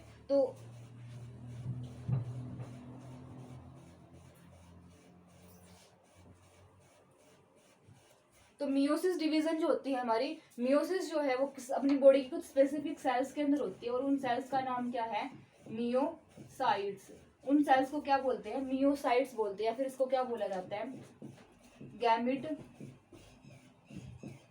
Mother cell, gamete mother cell या फिर मियोसाइट, इन सेल्स के अंदर मियोसिस होती है। और ये सेल्स कैसे मिलेंगे अपने को, नाम से ही क्लियर है, गैमिट मदर सेल या फिर मियोसाइट, इनके अंदर मियोसिस होगी। तो हमने यहाँ पे बताया था कि मियोसिस होने के लिए पेरेंट सेल का क्या होना, डिप्लॉयड होना जरूरी है। तो ये क्या, गैमिट मदर सेल या फिर मियोसाइट है, तो मतलब ये क्या है, डिप्लॉयड है, 2n है। और ये आगे चल के मियोसिस करेगी, मियोसिस डिवीजन होगी और मियोसिस से अपने क्या बनेंगे, गैमेट्स बन जाएंगे। ठीक है, तो इस तरह से अपने क्या होंगे, गैमेट्स की फॉर्मेशन हो जाती है। अब ये मियोसाइट्स वगैरह जो है, ये गैमेट्स वगैरह जो बनेंगे, तो अलग अलग स्पीशीज के अंदर जो क्रोमोसोम्स का नंबर है वो अपना अलग अलग मिलेगा। तो क्वेश्चन आ जाता है कई बार अपने को क्या दे देते हैं कि इस ऑर्गेनिज्म के अंदर बताओ कि हैप्लॉइड सेल के अंदर कितने क्रोमोसोम्स होंगे या फिर डिप्लॉइड सेल के अंदर कितने क्रोमोसोम होंगे। तो वो हमारी बुक में भी एक टेबल की फॉर्म में दे रखा है कि किस ऑर्गेनिज्म में कितने क्रोमोसोम्स मिलेंगे, मियोसाइट के अंदर कितने मिलेंगे अपने को, और अपने को गैमिट के अंदर कितने मिलेंगे। मियोसाइट का पता है, मतलब मियोसाइट वर्ड आ गया तो मतलब किसके बारे में पूछा है, 2n सेल, मतलब डिप्लॉइड सेल्स के बारे में पूछा है। और गैमिट वर्ड बोल दिया तो मतलब किसके बारे में क्या बोलेंगे हम, कि हैप्लॉइड सेट के अंदर कितने क्रोमोसोम्स होंगे। तो अब वही देखते हैं कि किस ऑर्गेनिज्म में कितने क्रोमोसोम्स हैं। ये ऑर्गेनिज्म का नाम दे रखा है, नेम ऑफ ऑर्गेनिज्म, और उस ऑर्गेनिज्म की मियोसाइट के अंदर क्रोमोसोम कितने होंगे और गैमिट के अंदर क्रोमोसोम कितने होंगे। तो मियोसाइट बताया था कौन सी सेल होती है, डिप्लॉइड सेल होती है, गैमिट मदर सेल, और गैमिट क्या होती है अपने, हैप्लॉइड सेल होती है। तो इसके अंदर किस टेबल के अंदर क्या दे रखा है कि कुछ ऑर्गेनिजम्स के अंदर तो हैप्लॉइड सेल का क्रोमोसोम नंबर दे दिया, मतलब गैमेट्स का क्रोमोसोम नंबर दे दिया, और हमसे पूछ लिया कि मियोसाइट के अंदर कितने क्रोमोसोम होंगे। और कुछ के अंदर क्या दे रखा कि मियोसाइट मतलब डिप्लॉइड सेल का क्रोमोसोम नंबर दे दिया, और हमसे पूछ लिया कि गैमेट के अंदर कितने क्रोमोसोम होंगे। तो ह्यूमन बींग्स के अंदर कितने क्रोमोसोम होते हैं, 46 क्रोमोसोम होते हैं मियोसाइट्स के अंदर। तो गैमेट में कितने हो जाते हैं, 23 हो जाएंगे। हाउस फ्लाई के अंदर कितने, मियोसाइट में कितने क्रोमोसोम होते हैं, 12 होते हैं। तो गैमेट के अंदर कितने हो जाएंगे, हाफ हो जाते हैं। एन 2n कितना है, 12 है, तो n कितना हो जाएगा अपना 6। उसके बाद रेड के अंदर क्या दे रखा है अपने को, 21 दे रखे हैं हैप्लॉइड। तो n की वैल्यू कितनी दे दी, 21 दे दी। तो 2n कितना हो जाएगा अपने पास में, 42, 2 से मल्टीप्लाई करवा देंगे। डॉग के अंदर कितने दे रखे हैं, 78 दे रखे हैं। 78 का हाफ करेंगे तो हम हाफ कितना हो जाएगा हमारे पास में, 39। ठीक है, उसके बाद में अपने पास में क्या दे रखा है, कैट, कैट के अंदर गैमेट के अंदर कितने दे दिए, 19 दे दिए। तो मियोसाइट के अंदर कितने हो जाएंगे हमारे पास, 38। फ्रूट फ्लाई के अंदर कितने हैं, 8 क्रोमोसोम किसके अंदर है, मियोसाइट के अंदर है। तो गैमेट के अंदर अपने पास कितने आ जाएंगे, 4 आ जाएंगे। ऐसे ही ओफ्यूग्लोसम के अंदर कितने, 630 इधर है, तो इधर कितने आएंगे, 1260। ऐसे उसके बाद अपने पास में क्या आता है, एप्पल आता है। एप्पल के अंदर कितने क्रोमोसोम्स है मियोसाइट में, 34 है, तो यहाँ पे कितने हो जाएंगे, 17। ऐसे राइस के अंदर 12 क्रोमोसोम है गैमेट के अंदर, तो यहाँ पे कितने आ जाएंगे अपने, 6 आ जाएंगे। मेज के अंदर कितने दे रखे हैं, 20 क्रोमोसोम्स हैं डिप्लॉइड सेल्स के अंदर, मियोसाइट्स के अंदर। तो हैप्लॉइड सेट कितना बनेगा उसका, कितने हो जाएंगे हैप्लॉइड में, 10। उसके बाद में पोटैटो, पोटैटो के अंदर कितने हैं हैप्लॉइड में, 24। 24 का डबल कितना हो जाएगा, 48। बटरफ्लाई के अंदर कितने होते हैं, 380 होते हैं। के अंदर देखो गैमेट के अंदर कितने क्रोमोसोम है, 16 क्रोमोसोम्स दे रखे हैं। तो हैप्लॉइड सॉरी मियोसाइट के अंदर कितने हो जाएंगे हमारे पास में, 32। ठीक है, तो यहाँ से अपने को क्या पता चला कि गैमेट के अंदर जो क्रोमोसोम है, gamete chromosome is equal to half of meiocyte chromosome, कि मियोसाइट के अंदर जितने क्रोमोसोम है उसका क्या होते हैं, गैमेट के अंदर क्रोमोसोम हाफ होते हैं। ठीक है, तो ये थी हमारे पास रिलेशनशिप गैमेट्स के अंदर मियोसाइट्स के अंदर। कोई कई बार क्वेश्चन में क्या आ जाता है कि मियोसाइट क्या होती है, तो मियोसाइट को डिफाइन कर सकते हैं। मियोसाइट एक ऐसी सेल्स होती है जो क्या करेंगी, मियोसिस डिवीजन करती है, और उस मियोसिस डिवीजन से की वजह से क्या बनते हैं हमारे पास, haploid set of haploid cells बनती है, और उन हैप्लॉइड सेल्स को क्या बोलते हैं हम, गैमेट्स बोलते हैं। कई बार क्वेश्चन क्या आ जाता है हमारे पास में कि अनियन के अंदर गैमेट के अंदर क्रोमोसोम बताओ, तो ये सारे क्रोमोसोम नंबर याद रखने पड़ते हैं। तो या तो मियोसाइट के क्रोमोसोम याद कर लो तो गैमेट के अपने आप लिख सकते हो, या फिर गैमेट्स के क्रोमोसोम याद कर लो तो मियोसाइट के अपने आप लिख सकते हैं। तो क्वेश्चन आ गया जैसे हमारे पास कि कैट के अंदर गैमेट के क्रोमोसोम बताओ, तो गैट के अंदर हमें अगर हमने क्या कर रखे, गैट के अंदर कितने क्रोमोसोम हो जाएंगे हमारे पास, ये इतने, 19 क्रोमोसोम हो जाएंगे। ठीक है, अगर क्वेश्चन आ जाता है एप्पल के अंदर मियोसाइट के क्रोमोसोम बताओ, तो कितने हो जाते हैं 34 क्रोमोसोम। तो क्वेश्चन ऐसे आते हैं कि तुमसे क्या दे देंगे, ऑर्गेनिज्म मतलब ऑर्गेनिज्म का नाम दे देंगे और उससे क्या पूछ लेंगे कि मियोसाइट में कितने क्रोमोसोम है, या फिर गैमेट के अंदर क्रोमोसोम कितने होंगे, या फिर क्वेश्चन में क्या दे देंगे कि क्रोमोसोम नंबर दे देंगे और ऑप्शन दे देंगे 4 ऑप्शन, और उन 4 में से एक सिलेक्ट करना है। यानी कि हमारे पास ये पूछ लिया कि 12 क्रोमोसोम्स कितने किसके अंदर मिलेंगे, कौन से ऑर्गेनिज्म में 12 क्रोमोसोम्स मिलते हैं मियोसाइट के अंदर, और ऑप्शन में दे दिया हमारे पास, जैसे ह्यूमन बींग्स दे दिया, रैट दे दिया, डॉग दे दिया, कैट दे दिया, तो किसके अंदर मिलते हैं अपने पास में, और एक ऑप्शन दे दिया नन ऑफ द अबव का, तो नन ऑफ द अबव हो जाएगा क्योंकि 12 क्रोमोसोम किसके अंदर होते हैं, हाउस फ्लाई के अंदर होते हैं। तो इस तरह से इसके अंदर क्वेश्चन आते हैं, तो ये क्रोमोसोम नंबर याद करने पड़ते हैं। ठीक है, तो ये क्रोमोसोम नंबर को नोट कर लेना। क्या देखा कि गैमेट्स जो है होते क्या है, कैसे गैमेट्स की फॉर्मेशन होती है, कौन सी सेल डिवीजन होती है गैमेट्स की फॉर्मेशन के टाइम पे। अब नेक्स्ट जो आती है चीज हमारे पास वो क्या आएगी, कैटेगरीज ऑफ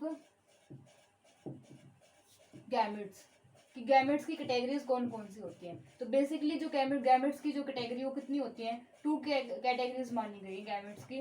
वो 2 कैटेगरीज कौन कौन सी हमारे पास में, first is isogametes and second one is हेट्रोगैमेट्स।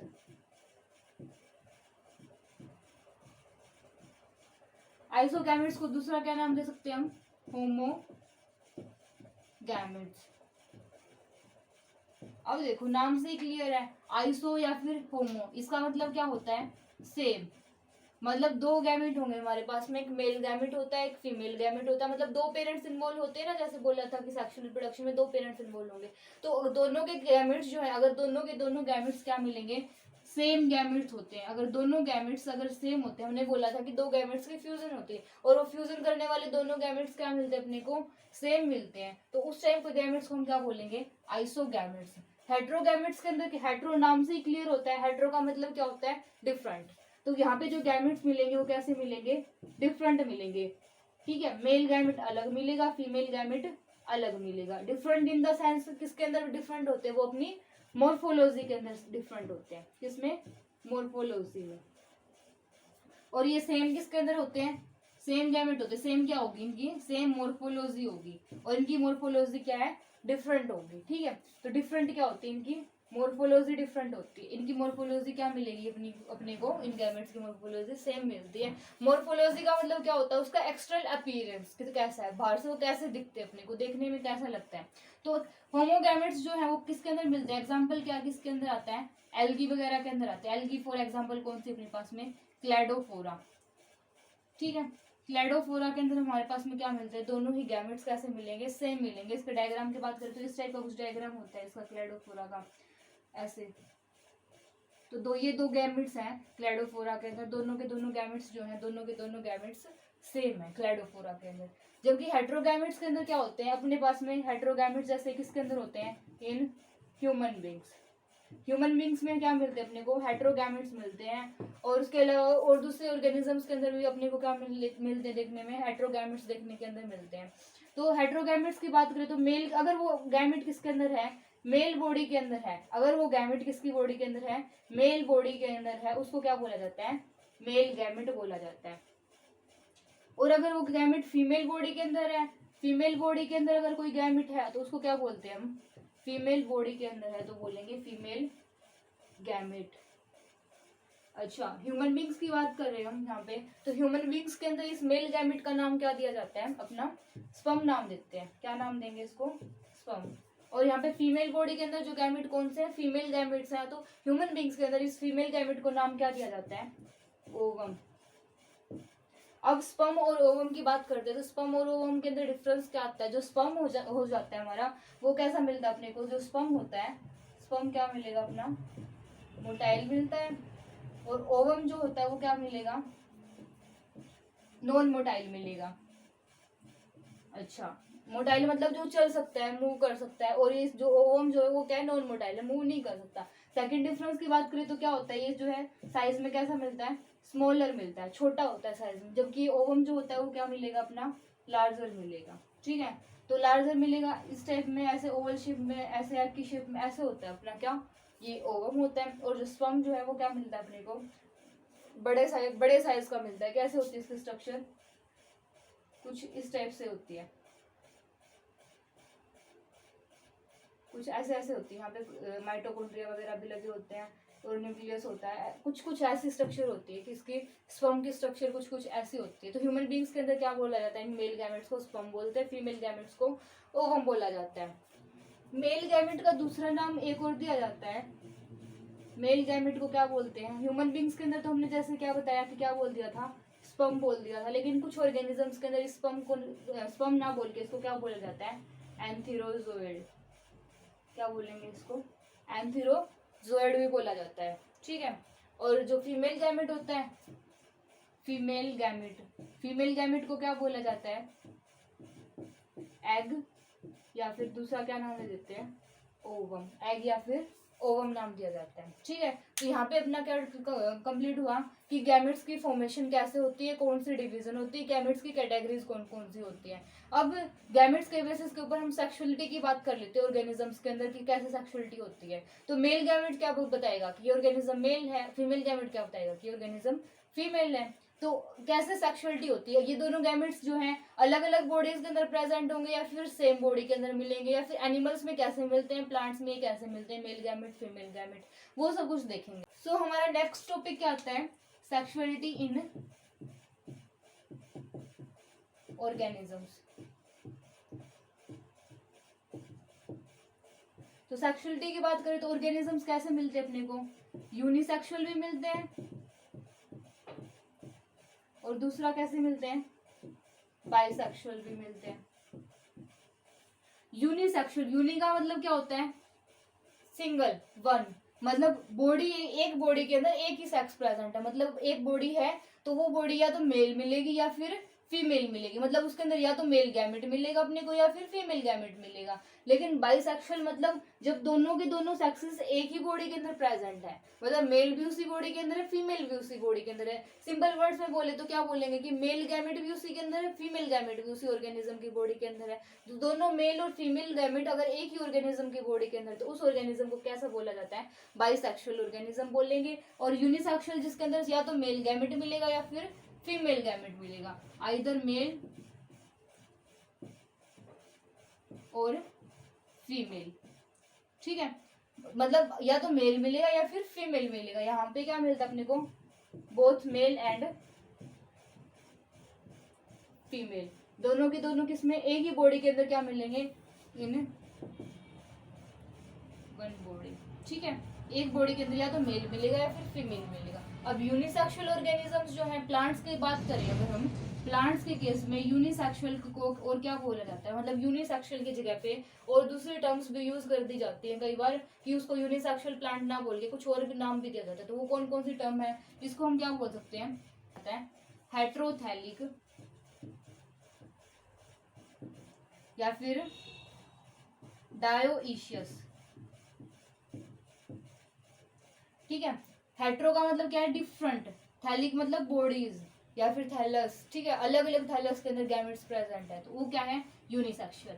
डायोइशियस का मतलब क्या, दोनों की दोनों क्या है, अलग अलग के अंदर प्रेजेंट है, ठीक है। तो वो क्या है, डायोइशियस मतलब क्या है, यूनिसेक्सुअल है, ठीक है। तो कई बार पूछ लिया जाता है डायोइशियस कौन से होते हैं, मतलब यूनिसेक्सुअल को बोलते हैं, बाइसेक्सुअल को बोलते हैं, किसको बोला जाता है डायोइशियस, तो कंफ्यूजन हो जाती है कई बार डायोइशियस किसको बोलेंगे। तो यूनिसेक्सुअल के लिए हेट्रोथैलिक या फिर डायोइशियस टर्म यूज की जाती है। वही दूसरे तो बाइसेक्सुअल के लिए प्लांट्स के अंदर क्या यूज करेंगे, प्लांट्स के अंदर होमोथैलिक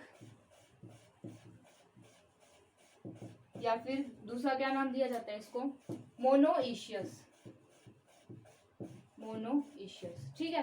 तो होमोथैलिक या फिर क्या बोला जाता है इसको, प्लांट्स के अंदर मोनोइशियस बोला जाता है। मोनो का मतलब क्या है कि एक ही ऑर्गेनिज्म की बॉडी के अंदर है, होमो मतलब सेम बॉडी है, तो वो इसीलिए वर्ड यूज किया जाता है, ठीक है। एग्जांपल्स की बात करें कि ये यूनिसेक्सुअल के एग्जांपल क्या है और बाइसेक्सुअल या फिर मोनोइशियस के एग्जांपल क्या अपने, और डायोइशियस के एग्जांपल क्या क्या होते हैं। एग्जांपल्स में डायोइशियस के एग्जांपल क्या होंगे हमारे, पापाया, डेट पाम एक्सेट्रा। वहीं दूसरी तरफ इसके एग्जांपल क्या होंगे हमारे मोनोइशियस के, कोकोनट एंड कुकुरबिट्स एक्सेट्रा। ये हमारे किसके एग्जांपल है, मोनोइशियस के, और ये हमारे किसके एग्जांपल है, डायोइशियस के एग्जांपल है। अब एक स्पेशल चीज आती है हमारे पास में, हमने बोला जैसे यूनिसेक्सुअल के अंदर या तो मेल मिलेगा या फीमेल मिलेगा, ठीक है। तो प्लांट्स के केस में जो रिप्रोडक्टिव स्ट्रक्चर होती है वो कौन होती है हमारी, रिप्रोडक्टिव स्ट्रक्चर कौन सी होती है हमारी प्लांट्स के केस में, क्या होती है, फ्लावर होती है।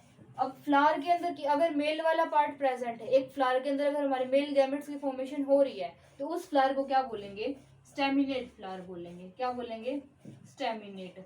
मतलब कौन सा है ये, मेल फ्लावर जो है उसको क्या बोलेंगे, स्टेमिनेट बोलेंगे। और वहीं पे जो फीमेल वाला पार्ट है जहाँ पे फीमेल गैमेट्स की फॉर्मेशन होगी उसको क्या बोलेंगे, पिस्टिलेट फ्लावर बोलेंगे। इसके अंदर क्या है, फीमेल पार्ट प्रेजेंट है, तो जिसके अंदर फीमेल पार्ट प्रेजेंट होगा उस फ्लावर को क्या बोला जाता है, पिस्टिलेट। और जिस फ्लावर के अंदर मेल पार्ट प्रेजेंट है उसको क्या बोला जाता है, स्टेमिनेट फ्लावर बोला जाता है। अच्छा, ये तो थे हमारे प्लांट्स के केस में देख लिया कि हम इसको किस टर्म से डिनोट करेंगे। अब एनिमल्स की बात कर लेते हैं, एनिमल्स भी यूनिसेक्सुअल होंगे या फिर बाइसेक्सुअल एनिमल्स होंगे।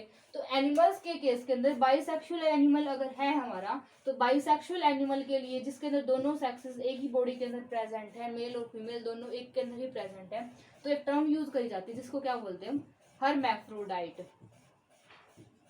हर्मैफ्रोडाइट किसके अंदर, एनिमल्स के केस में।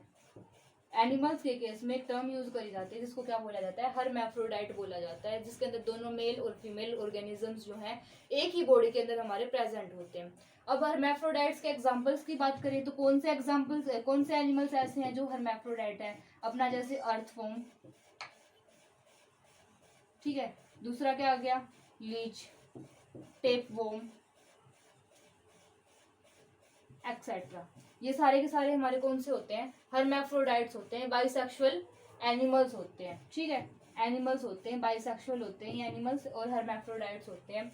अच्छा, एक एग्जांपल जैसे कॉकरोच होता है, कॉकरोच हमारा क्या होता है, हर्मैफ्रोडाइट नहीं होता। कॉकरोच कैसा होता है हमारा, यूनिसेक्सुअल होता है। तो कॉकरोच के साथ में कई बार कंफ्यूजन हो जाती है कि अर्थवॉर्म वगैरह जैसे हमारे हर्मैफ्रोडाइट्स हैं तो कॉकरोच भी हर्मैफ्रोडाइट होगा, नहीं।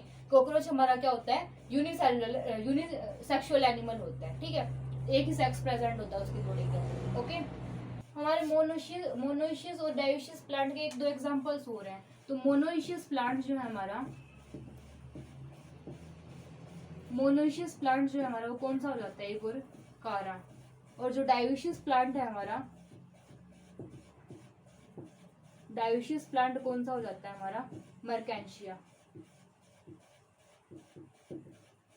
तो कारा के अंदर क्या होता है कि मेल और फीमेल जो है, मेल ऑर्गन भी और फीमेल रिप्रोडक्टिव ऑर्गन भी, दोनों ही ऑर्गन्स का प्रेजेंट होते हैं, एक ही बॉडी के अंदर प्रेजेंट होते हैं, एक ही बॉडी के अंदर। तो फीमेल वाला पार्ट जो होता है वो ऊपर प्रेजेंट होता है और मेल वाला जो पार्ट होता है वो नीचे प्रेजेंट होता है। तो ये इसका एक एक्सेप्शनल केस भी होता है। बाकी जो ऑर्गेनिज्म मिलते हैं ना उनके अंदर हमें क्या देखने को मिलता है कि जो मेल वाला पार्ट है वो कहाँ मिलता है, ऊपर देखने को मिलता है, और फीमेल वाला नीचे देखने को मिलता है। कारा के अंदर हमारा क्या हो जाता है, एक्सेप्शन आता है कि ये जो फीमेल वाला पार्ट क्या है, ऊपर प्रेजेंट है, मेल वाला पार्ट क्या है, नीचे। तो ये क्या है, एक्सेप्शनल केस है।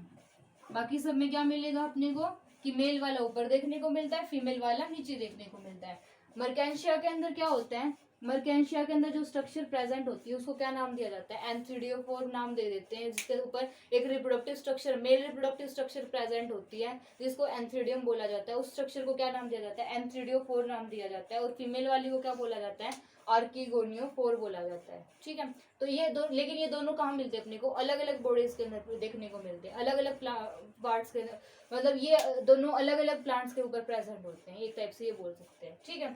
तो ये थी हमारे पास सेक्सुअलिटी कैसे होती है ऑर्गेनिजम्स के अंदर। अब ये तो देख लिया हमने कि गैमेट्स की फॉर्मेशन कैसे होती है, कौन सी डिवीजन थी, और वो गैमेट्स मॉर्फोलॉजी में कैसे दिखते हैं, किस ऑर्गेनिज्म में किस टाइप के गैमेट्स मिलेंगे, वो सब कुछ देखा हमने। अब बात आती है कि गैमेट्स की फॉर्मेशन के बाद में क्या जरूरी होती है, नेक्स्ट स्टेप जो होता है हमारा वो क्या होता है, गैमेट का ट्रांसफर करना। क्योंकि सक्सेसफुली हमने सेक्सुअल रिप्रोडक्शन अगर करवानी है तो गैमेट्स का, कंपैटिबल गैमेट्स का ट्रांसफर होना जरूरी। कंपैटिबल गैमेट्स मतलब सही स्पीशीज के गैमेट सही स्पीशीज तक पहुंचने क्या हो जाते हैं, जरूरी हो जाते हैं। और गैमेट्स भी कैसे होने चाहिए, सही टाइप के होने चाहिए। तो गैमेट ट्रांसफर कैसे होगा वो देखेंगे अब।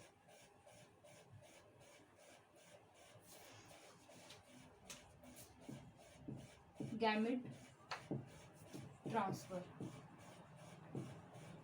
अब देखो गैमेट ट्रांसफर में क्या आता है कि कुछ ऑर्गेनिज्म क्या मिलते हैं अपने को, कुछ ऑर्गेनिज्म ऐसे होते हैं जिसके अंदर मेल भी क्या होता है अपना, मेल एंड फीमेल दोनों ही क्या मिलते हैं अपने को, मोटाइल देखने को मिलते हैं। दोनों ही क्या कर सकते हैं, मूव कर सकते हैं, दोनों ही चल फिर सकते हैं, तो उनके अंदर कोई प्रॉब्लम नहीं है, मेल फीमेल एक दूसरे के पास चल के पहुंच सकते हैं, ठीक है, मोटाइल है।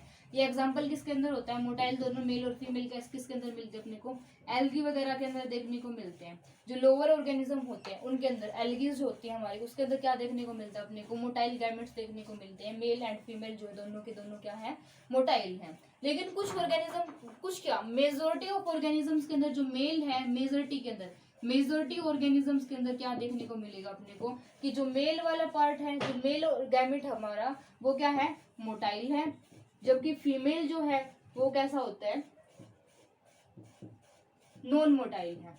अब फीमेल नॉन मोटाइल है और मेल जो है वो कैसा है, मोटाइल है। तो अब उसके अंदर कैसे होगा, तो मेल अगर मोटाइल है तो क्या है, फीमेल के पास में चलकर जा सकता है, तो उसको चल ऐसे तो चल के जाएगा नहीं, उसको किसी न किसी मीडियम की जरूरत पड़ेगी चलकर जाने के लिए। तो वाटर जो है एज ए मीडियम सर्व करता है, वाटर एज ए मीडियम सर्व करता है for transfer of male gamete. Male gamete के ट्रांसफर करने के लिए जो वाटर है एक मीडियम की तरह सर्व करता है। किस किस के अंदर सर्व करता है, ये लोअर एल्गीज के अंदर सर्व कर, सॉरी एल्गीज के अंदर सर्व करता है। कुछ एल्गी होती है, ब्रायोफाइट्स के अंदर होता है, और हमारे किसके अंदर होता है, टेरिडोफाइट्स के अंदर होता है, टेरिडोफाइट्स।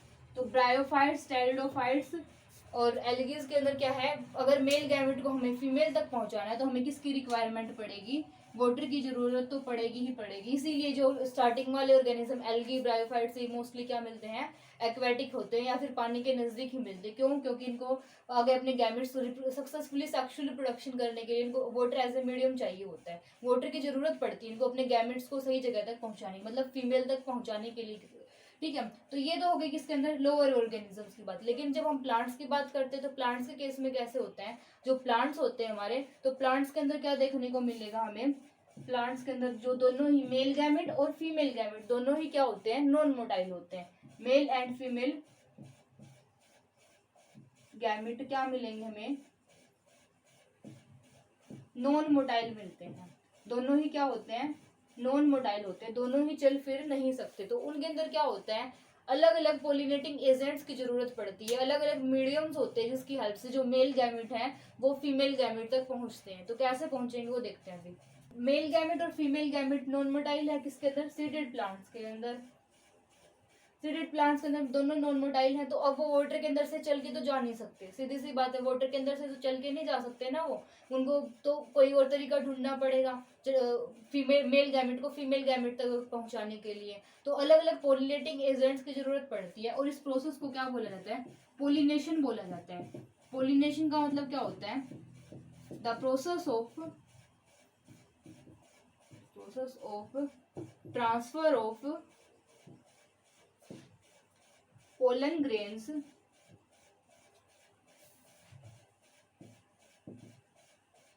from anther to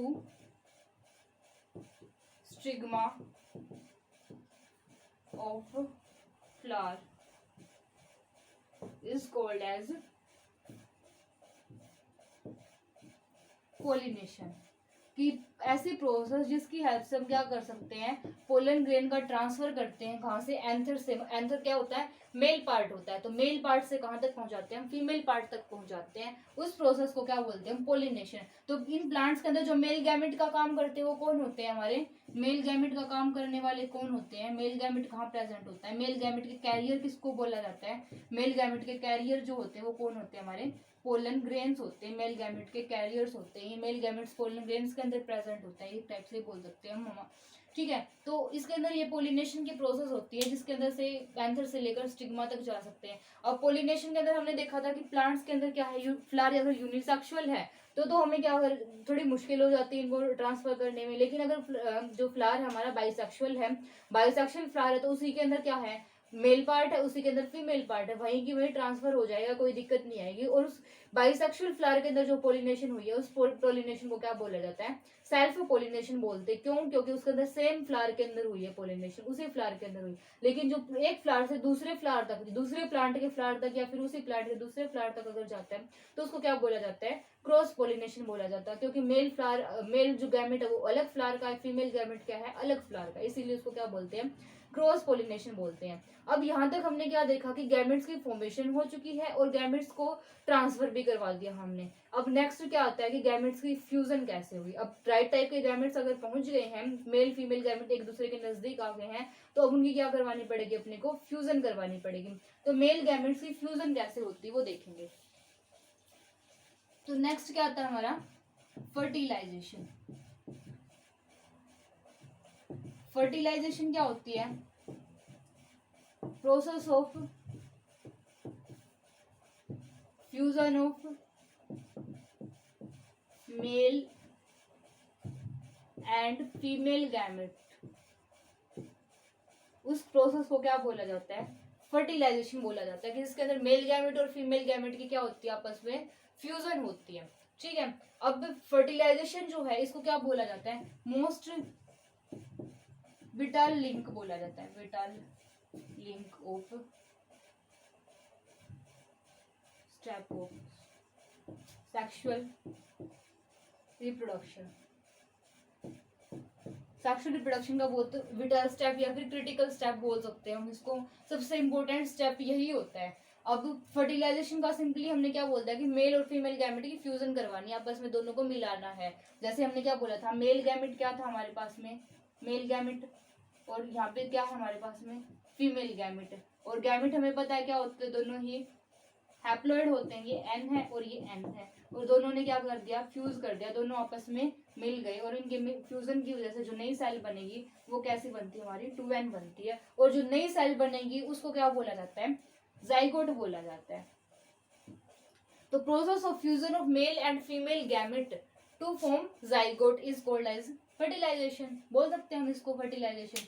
अब फर्टिलाइजेशन जो है वो क्या है, ऑर्गेनिज्म की बॉडी के अंदर होती है। मतलब ये जो फ्यूजन हुई है मेल और फीमेल गैमेट की, ये ऑर्गेनिज्म की बॉडी के अंदर होती है, फिर ऑर्गेनिज्म की बॉडी के बाहर होती है। इस बेसिस के ऊपर जो फर्टिलाइजेशन है उसको दो भागों में डिवाइड किया गया है, 2 पार्ट्स में डिवाइड किया गया है। 2 पार्ट्स कौन कौन से, one is internal fertilisation and second is external fertilisation. So fertilisation जो है हमारी वो कितने टाइप की हो गई, 2 टाइप की हो गई। 2 टाइप्स की कौन कौन सी होती है, external fertilization and second is internal fertilization. अब एक्सटर्नल और इंटरनल दोनों ही नाम से क्लियर हो रहा है। एक्सटर्नल का मतलब ही क्या होता है, बाहर, इंटरनल का मतलब ही क्या होता है, अंदर। तो ये जो फर्टिलाइजेशन होगी ये कहाँ होगी, outside the body of organism. अच्छा, ये वाली जो फर्टिलाइजेशन होती है ये कहाँ होती है, इनसाइड होती है, इनसाइड दी बॉडी।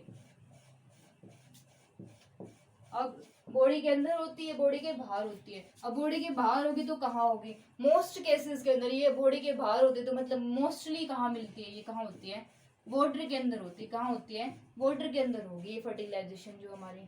ठीक है, अच्छा, एक्सटर्नल फर्टिलाइजेशन के अंदर और क्या होता है, गैमेट्स को बाहर रिलीज करते हैं ऑर्गेनिज्म। जो मेल ऑर्गेनिज्म है, मेल गैमेट बाहर रिलीज कर देगा। फीमेल है अगर कोई, तो फीमेल अपने गैमेट्स क्या करेगी, बाहर रिलीज कर देगी। तो बाहर रिलीज होंगे, वाटर के अंदर दोनों ने अपने गैमेट्स रिलीज कर दिए, मेल गैमेट को भी रिलीज कर दिया, फीमेल गैमेट भी बाहर रिलीज हो गए, दोनों एक दूसरे के नजदीक आएंगे और नया ऑर्गेनिज्म बना देंगे। तो इसके केस के अंदर क्या होता है कि फेलियर के चांसेस क्या हो जाते हैं, ज्यादा हो जाते हैं। कोई जरूरी थोड़े ना कि मेल गैमेट जो बाहर रिलीज हुए हैं कि वो फीमेल गैमेट्स के साथ में जाके फ्यूज करेंगे ही करेंगे, या फिर फीमेल गैमेट जो बाहर रिलीज हुए वो मेल गैमेट के साथ में जाकर फ्यूज करेंगे ही करेंगे, कोई जरूरी तो नहीं होता। तो इस चीज से बचने के लिए क्या किया जाता है, जो मेल और फीमेल गैमेट्स बनते हैं, तो गैमेट्स की जो प्रोडक्शन होती है, गैमेट्स की क्या होती है, प्रोडक्शन होती है, वो किस में होती है, लार्ज अमाउंट में होती है।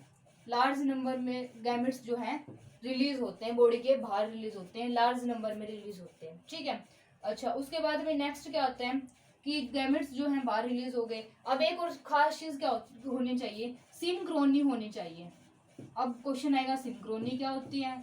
तो सिंक्रोनी का मतलब क्या होता है कि मेल जो ऑर्गेनिज्म है और फीमेल ऑर्गेनिज्म है, दोनों ही क्या है, एक टाइम पे मैच्योर होने जरूरी है। मतलब हमारा जो मेल रिप्रोडक्टिव ऑर्गन और फीमेल रिप्रोडक्टिव ऑर्गन है, दोनों का एक टाइम पे मैच्योर होना जरूरी है। अगर दोनों एक साथ में मैच्योर होंगे तो उसका फायदा क्या होगा, दोनों के अगर एक साथ मैच्योर हुए तो दोनों ने एक साथ गैमेट रिलीज करेंगे, और गैमेट एक साथ अगर रिलीज करेंगे तो चांसेस बढ़ जाते हैं किसके, फर्टिलाइजेशन के। तो सिंक्रोनी होनी क्या होती है, जरूरी हो जाती है इसके अंदर।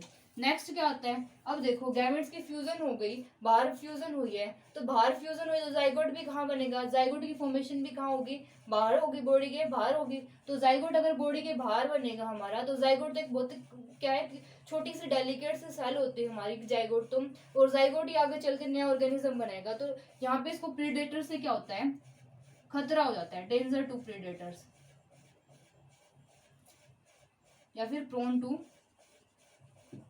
प्रीडेटर्स। मतलब इनको जो जाइगोट जो है, जाइगोट को प्रीडेटर से क्या हो जाता है, खतरा हो जाता है, तो उसको सेव करना भी जरूरी हो जाता है। ठीक है, तो वो सुरक्षित नहीं रह पाता। लेकिन इंटरनल फर्टिलाइजेशन में इनका क्या हो जाता है, ऑपोजिट हो जाता है।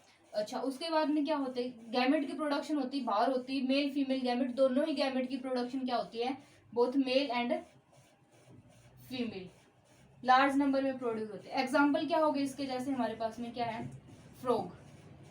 फ्रॉग के अंदर क्या होती है, एक्सटर्नल फर्टिलाइजेशन होती है, दोनों की दोनों बॉडी के बाहर रिलीज होते हैं गैमेट्स। ठीक है, next internal fertilization. Internal fertilization के अंदर क्या होती है, इनसाइड द बॉडी होती है। इनसाइड द बॉडी होगी तो हमारे पास में प्रीडेटर से कोई खतरा नहीं होगा, बॉडी एकदम क्या होगी, सुरक्षित होगी, ज्यादा प्रोटेक्शन प्रोवाइड होगी। लेकिन यहाँ पे प्रोटेक्शन क्या हो जाती है, कम प्रोटेक्शन प्रोवाइड होती है। यहाँ पे प्रोटेक्शन क्या मिलेगी, ज्यादा मिलेगी हमारे पास में। और इसको जैसे वाटर एज ए मीडियम की जरूरत पड़ी थी, तो इंटरनल फर्टिलाइजेशन में वाटर की अपने को ऐसे कोई रिक्वायरमेंट, वाटर की रिक्वायरमेंट नहीं होती है। उसके बाद में गैमेट प्रोडक्शन क्या थी, लार्ज नंबर में थी। तो यहाँ पे क्या होता है कि मेल गैमेट हमारा क्या होता है, मोटाइल होता है, फीमेल गैमेट नॉन मोटाइल होता है। तो मेल गैमेट को क्या करते हैं, लार्ज नंबर में प्रोड्यूस करते हैं। तो गैमेट कौन सा, मेल गैमेट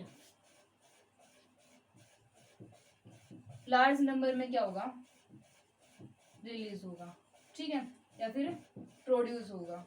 लार्ज नंबर में मेल गैमेट प्रोड्यूस होता है, जबकि फीमेल गैमेट तो बहुत कम होते हैं। जैसे ह्यूमन बींग्स के अंदर हर मंथ एक ही एग रिलीज होता है, तो वहां पे फीमेल गैमेट अपने को एक ही मिलेगा। लेकिन मेल गैमेट क्या है, लाखों की, मिलियंस के अमाउंट में, मिलियंस के नंबर में क्या है, मेल गैमेट जाएंगे फीमेल रिप्रोडक्टिव ट्रैक के अंदर। ठीक है, तो मेल गैमेट का नंबर ज्यादा हो जाता है, जबकि फीमेल गैमेट का नंबर जो वो क्या रहता है, फीमेल गैमेट का नंबर क्या रहता है, वेरी लेस, बहुत कम हो जाते हैं। ठीक है, फीमेल गैमेट का नंबर बहुत कम हो जाता है। उसके बाद नेक्स्ट, प्रीडेटर से खतरा इनको क्या होता है, प्रीडेटर से खतरा इनको इतना नहीं होता, क्योंकि जाइगोट जो बनेगा वो क्या है, बॉडी के अंदर है, बॉडी के अंदर है, तो क्या है, वो सुरक्षित है। प्रीडेटर से या फिर किसी और चीज से उसको कोई खतरा नहीं रहता, वो क्योंकि उसकी मदर की बॉडी उसको प्रोटेक्ट करके रखती है। तो उसको फुल प्रोटेक्शन मिलती है किसके अंदर, इंटरनल फर्टिलाइजेशन के अंदर, जबकि इसके अंदर क्या मिलेगी, प्रोटेक्शन नहीं मिलती है। ठीक है, तो ये थी हमारी फर्टिलाइजेशन कैसे कैसे होती है। Fertilization is also known as, fertilization जो है हमारी, इसको दूसरी टर्म यूज करी जाती है, वो क्या यूज करी जाती है, सिनगैमी। सिनगैमी का मतलब फर्टिलाइजेशन की जगह पे कई बार क्या है, सिनगैमी वर्ड को भी यूज कर लिया जाता है। सिनगैमी का मतलब भी क्या होता है, fusion of male and female gamete. अब इसके अंदर फर्टिलाइजेशन का क्या है, एक्सेप्शन देख लेते हैं। एक्सेप्शन क्या होता है, एक्सेप्शन के लिए एक टर्म यूज करी गई, क्या, पार्थिनोजेनेसिस। पार्थिनोजेनेसिस क्या होती है, पार्थिनोजेनेसिस हमारी क्या होती है कि नया ऑर्गेनिज्म बनेगा लेकिन विदाउट फर्टिलाइजेशन बनता है। और किससे बनता है, फीमेल गैमेट से बनता है। The process of in which new organism is formed from female gamete without fertilization। अगर विदाउट फर्टिलाइजेशन अगर हमारा क्या बन रहा है, फीमेल गैमेट से नया ऑर्गेनिज्म बन रहा है, तो उसको क्या बोला जाता है, पार्थिनोजेनेसिस नाम दिया जाता है। अब इसके एग्जांपल किसके अंदर मिलती है, ये पार्थिनोजेनेसिस। एग्जांपल्स में हमारे क्या क्या आते हैं इसके, टर्कीज। ठीक है, दूसरे एग्जांपल में क्या आएंगे, रोटीफर्स। इसके अलावा क्या आते हैं हमारे लिजार्ड्स। सारी लिजार्ड्स नहीं होती, कुछ लिजार्ड्स होते हैं, सम लिजार्ड्स, ठीक है। कुछ बर्ड्स भी होते हैं, सम बर्ड्स। बर्ड्स में जैसे क्या आ गया हमारा टर्कीज आ गए थे ना, ऐसे ही कुछ दूसरे बर्ड्स भी होते हैं, ठीक है। तो ये सारी जो है, उसके अलावा कुछ बटरफ्लाइज भी होती है। इन सब के अंदर अपने को क्या देखने को मिलती है, पार्थिनोजेनेसिस देखने को मिलती है कि मतलब नया ऑर्गेनिज्म बनेगा, फीमेल गैमेट से ही बनता है और विदाउट फर्टिलाइजेशन बनेगा, तो उसको क्या बोलेंगे हम, पार्थिनोजेनेसिस बोलेंगे। तो यहाँ पे हमारे 2 स्टेप्स कंप्लीट होते हैं सेक्सुअल रिप्रोडक्शन के, कि गैमेटोजेनेसिस कैसे हुई है और फर्टिलाइजेशन कैसे हुई है। नेक्स्ट क्या आता है अपना, कौन सा इवेंट आएगा, पोस्ट फर्टिलाइजेशन इवेंट। तो पोस्ट फर्टिलाइजेशन इवेंट हमारे कहाँ से स्टार्ट होते हैं, जाइगोट की फॉर्मेशन हो जाएगी फर्टिलाइजेशन से, जाइगोट की फॉर्मेशन के बाद में क्या कुछ होता है, तो वहां से अपना क्या होते हैं, पोस्ट फर्टिलाइजेशन इवेंट स्टार्ट होते हैं। पोस्ट फर्टिलाइजेशन इवेंट्स में हमारे क्या आते हैं, all the events included after the fertilization, कि फर्टिलाइजेशन होने के बाद में फिर क्या प्रोसेस होगी, तो वो क्या है, पोस्ट फर्टिलाइजेशन है। तो अब हम जाइगोट को डिस्कस करेंगे, उसके बाद में जाइगोट से आगे हमारा क्या बनेगा, एम्ब्रियो बनेगा, तो उसको डिस्कस करेंगे। हम फर्स्ट जाइगोट को डिस्कस कर लेते हैं। जाइगोट क्या होता है, जाइगोट हमारी क्या है, जो सबसे पहली सेल बनती है फर्टिलाइजेशन के बाद में, जो फर्स्ट सेल बनेगी वो सेल कौन सी होती है, जाइगोट होती है। तो जाइगोट कैसी है, फ्लूइडी लेवल कैसा होगा इसका, डिप्लॉइड होगा।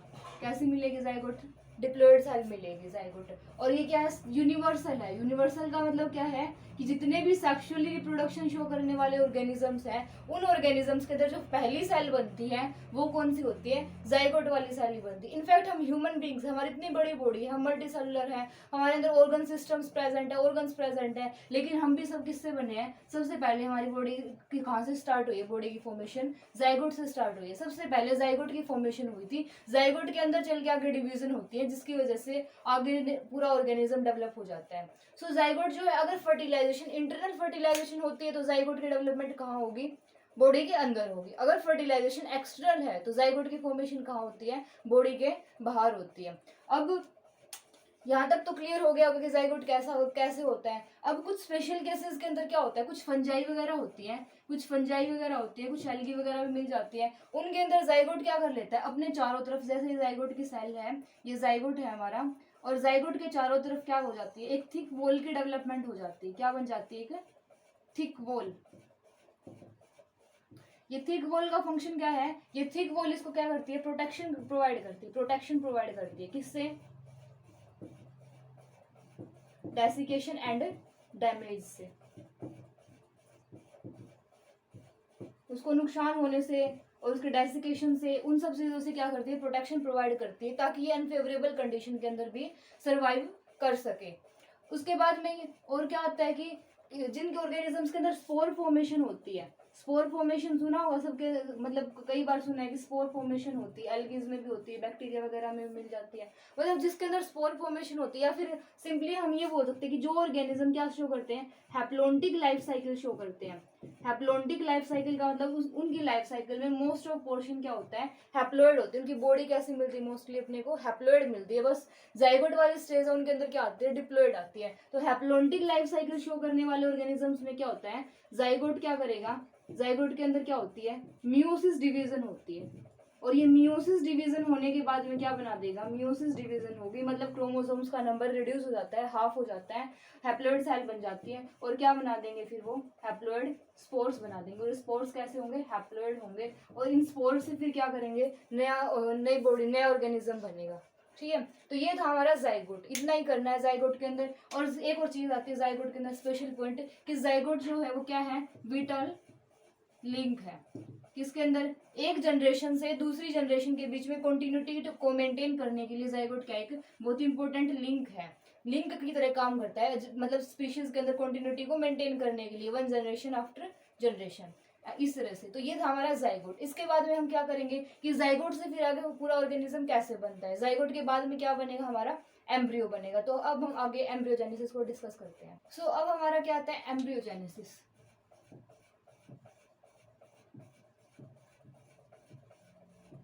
अब एम्ब्रियोजेनेसिस का मतलब तो क्या होता है, सिंपली फॉर्मेशन, और एम्ब्रियो का मतलब क्या है, एम्ब्रियो की फॉर्मेशन। किसकी फॉर्मेशन करेंगे इधर हम?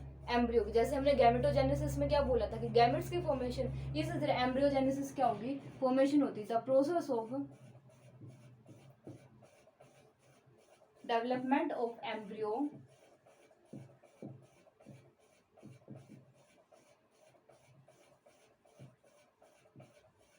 From zygote is called as embryogenesis. उस प्रोसेस को हम क्या बोलेंगे? एम्ब्रियोजेनेसिस बोलेंगे। अब होता कैसे है? हमारे पास क्या है? जाइगोट है। और जाइगोट कैसी है? सिंगल सेल है, एक ही सेल है। तो सिंगल सेल से, और हमारी बॉडी हमें पता है, हम ह्यूमन बींग्स, हमारे अंदर भी ऐसा ही सब कुछ होता है ना। हम कैसे हैं? मल्टी सेलुलर है। तो जाइगोट के अंदर क्या होती है? First is cell division. और हमने सेल डिवीजन, जैसे गैमेट्स की सेल डिवीजन जब पढ़ी थी, उसी टाइम पे हमने क्या माइटोसिस डिवीजन को भी डिस्कस किया था। तो यहाँ पे सेल डिवीजन होती है। दूसरा क्या होती है? Cell differentiation. So cell division कौन सी होगी? सेल डिवीजन कौन सी आएगी हमारी? माइटोसिस। माइटोसिस सेल डिवीजन के अंदर क्या बताया था मैंने पहले भी, कि जैसे सेल एक होती है, एक सेल कितने में सेल्स में डिवाइड हो जाती है? 2 सेल्स में डिवाइड हो जाती है। और ये 2 सेल्स है, इससे फिर कितनी सेल्स बनेंगी हमारी? 4 सेल्स बनेंगी। और 4 सेल्स से कितनी बनेंगी? 8 सेल्स बनेंगी। 8 से हमारी कितनी बन जाएंगी? ऐसे करके सेल्स जो है लगातार अपना नंबर इंक्रीज करती रहती है। और दूसरी चीज क्या आती है? क्रोमोसोम्स का नंबर भी क्या रहेगा? सेम रहेगा। फ्लूइड लेवल को मेंटेन रख के रखती है। तो अगर माइटोसिस डिवीजन होती है तो हमारे पास में क्या थी? एक सेल थी शुरू में, जाइगोट। जाइगोट से हमारी क्या है? बहुत सारी सेल्स बन जाएंगी, ग्रुप ऑफ सेल्स आ जाएगा हमारे पास में। अब ग्रुप ऑफ सेल्स के अंदर, अब हमें पता है कि हमारी बॉडी के अंदर जैसे क्या होता है कि कोई कोई सेल्स तो किसके लिए स्पेशलाइज्ड है? ब्लड ट्रांसपोर्ट करवा, सॉरी, ऑक्सीजन ट्रांसपोर्ट के लिए स्पेशलाइज्ड है। किसी को डाइजेशन में हेल्प करवानी है, तो ऐसे कोई हमारी बॉडी के अंदर स्किन सेल्स बनाती है। तो हर सेल का क्या होता है? फंक्शन डिफाइंड हो चुका है हमारी बॉडी में। तो सेल डिफरेंशिएशन के अंदर क्या होता है? सेल डिफरेंशिएशन में क्या है कि जो ग्रुप ऑफ सेल्स है उनमें से सेल क्या कर लेती है? स्पेशलाइज हो जाती है कि तेरे को यही काम करना है, तेरे को यही काम करना है, इस ढंग से स्पेशलाइज हो जाती है। और वो पर्टिकुलर अपना वही काम करेंगी। तो आगे चल के वो डिवाइड करेंगी और नई सेल्स बनाएंगी। तो वो जो नई सेल्स बनेंगी वो भी क्या है? उसी काम को करने वाली सेल्स बनेंगी उनसे। तो सेल्स क्या हो जाती है? एक पर्टिकुलर फंक्शन करने के लिए स्पेशलाइज हो जाती है। किसके अंदर? सेल डिफरेंशिएशन के अंदर। सो वो स्पेशलाइज्ड सेल्स है वो अब इकट्ठी होकर क्या बना देती है? टिश्यू बना देती है। और जो टिश्यू है, जो टिश्यू का ग्रुप है, वो टिश्यू इकट्ठे होकर जो एक जैसा काम करते हैं वो क्या बनाएंगे? हमारे अब ऑर्गन बनाएंगे। और जो ऑर्गन एक जैसा काम करते हैं, मतलब जिनको डाइजेशन करवानी है ऑर्गन्स को, वो पूरा क्या बना देंगे? ऑर्गन सिस्टम बना देंगे। और हमारी बॉडी में ऐसे बहुत सारे ऑर्गन सिस्टम मिल करके पूरा ऑर्गेनिज्म बनाते हैं। तो इस तरह से एम्ब्रियो, जाइगोट से किसकी डेवलपमेंट होती है? एम्ब्रियो की डेवलपमेंट होती है। और एम्ब्रियो के डेवलपमेंट के बाद में कुछ टाइम पीरियड, ये तो हमने बात कर ली कैसे ऑर्गेनिज्म बनता है, लेकिन कुछ टाइम पीरियड के बाद में एम्ब्रियो से फिर क्या नया ऑर्गेनिज्म पूरा बनेगा। एक फिक्स टाइम पीरियड तक हम उस स्टेज को क्या बोलते हैं? एम्ब्रियो बोलते हैं। सो एम्ब्रियो की डेवलपमेंट कहाँ होती है? बॉडी के बाहर होती है, अंदर होती है, या फिर एग्स। तो ऑर्गेनिज्म डायरेक्ट यंग वंस को बर्थ देते हैं या फिर एग्स को ले करते हैं। उस बेसिस पे ऑर्गेनिजम्स को 2 कैटेगरीज में डिवाइड किया गया है। सो हमारे पास में कौन कौन सी 2 कैटेगरीज आती है ऑर्गेनिजम्स की? कौन कौन से? Oviparous and second is viviparous. Oviparous कौन से ऑर्गेनिज्म होते हैं? जो क्या करते हैं? एग्स को ले करते हैं। एग्स को ले करते हैं। Those organism which lay eggs are called oviparous organism. Viviparous कौन से होते हैं? Give birth to young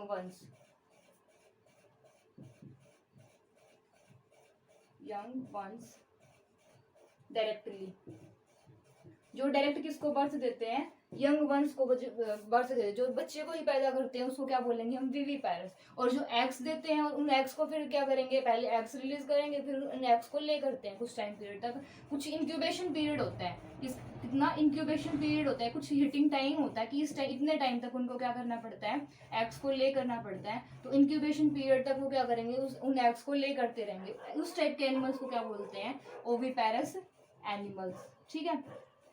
oviparous animals में हमारे एग्जांपल क्या होते हैं? जैसे बर्ड्स हो गए, ओविपेरस हैं। और विविपेरस के एग्जांपल्स क्या हो जाते हैं? हमारे ह्यूमन बींग्स हैं जैसे, है यही है। दूसरी चीज क्या है कि ये जो एग आया हमारे पास में, इधर एग्स बने हैं, तो एग्स ये तो डायरेक्ट बॉडी के अंदर है, बॉडी के अंदर है तो इनको कोई दिक्कत नहीं है, प्रीडेटर्स वगैरह का कोई खतरा नहीं होता, तो ये क्या है, ज्यादा प्रोटेक्टेड है, मोर प्रोटेक्टेड है। लेकिन ये क्या है, लेस प्रोटेक्टेड है। तो कुछ मतलब क्योंकि बाहर क्या होते हैं, प्रीडेटर्स होते हैं, दूसरे जानवर भी घूमते हैं जो इजीली क्या करते हैं, उन एग्स को डिस्ट्रॉय कर सकते हैं। तो एग्स जो है, एग्स के चारों तरफ क्या होती है, जैसे एग है, इस एग के चारों तरफ क्या मिलेगी अपने को, कैलकेरियस शेल मिलेगी, जो वो क्या करती है, इस एग को प्रोटेक्ट कर, इस एग के अंदर जो कुछ भी एम्ब्रियो प्रेजेंट है, उस एग के जो कुछ भी है इस एग के अंदर, उसको क्या करती है, प्रोटेक्शन प्रोवाइड करते हैं ये।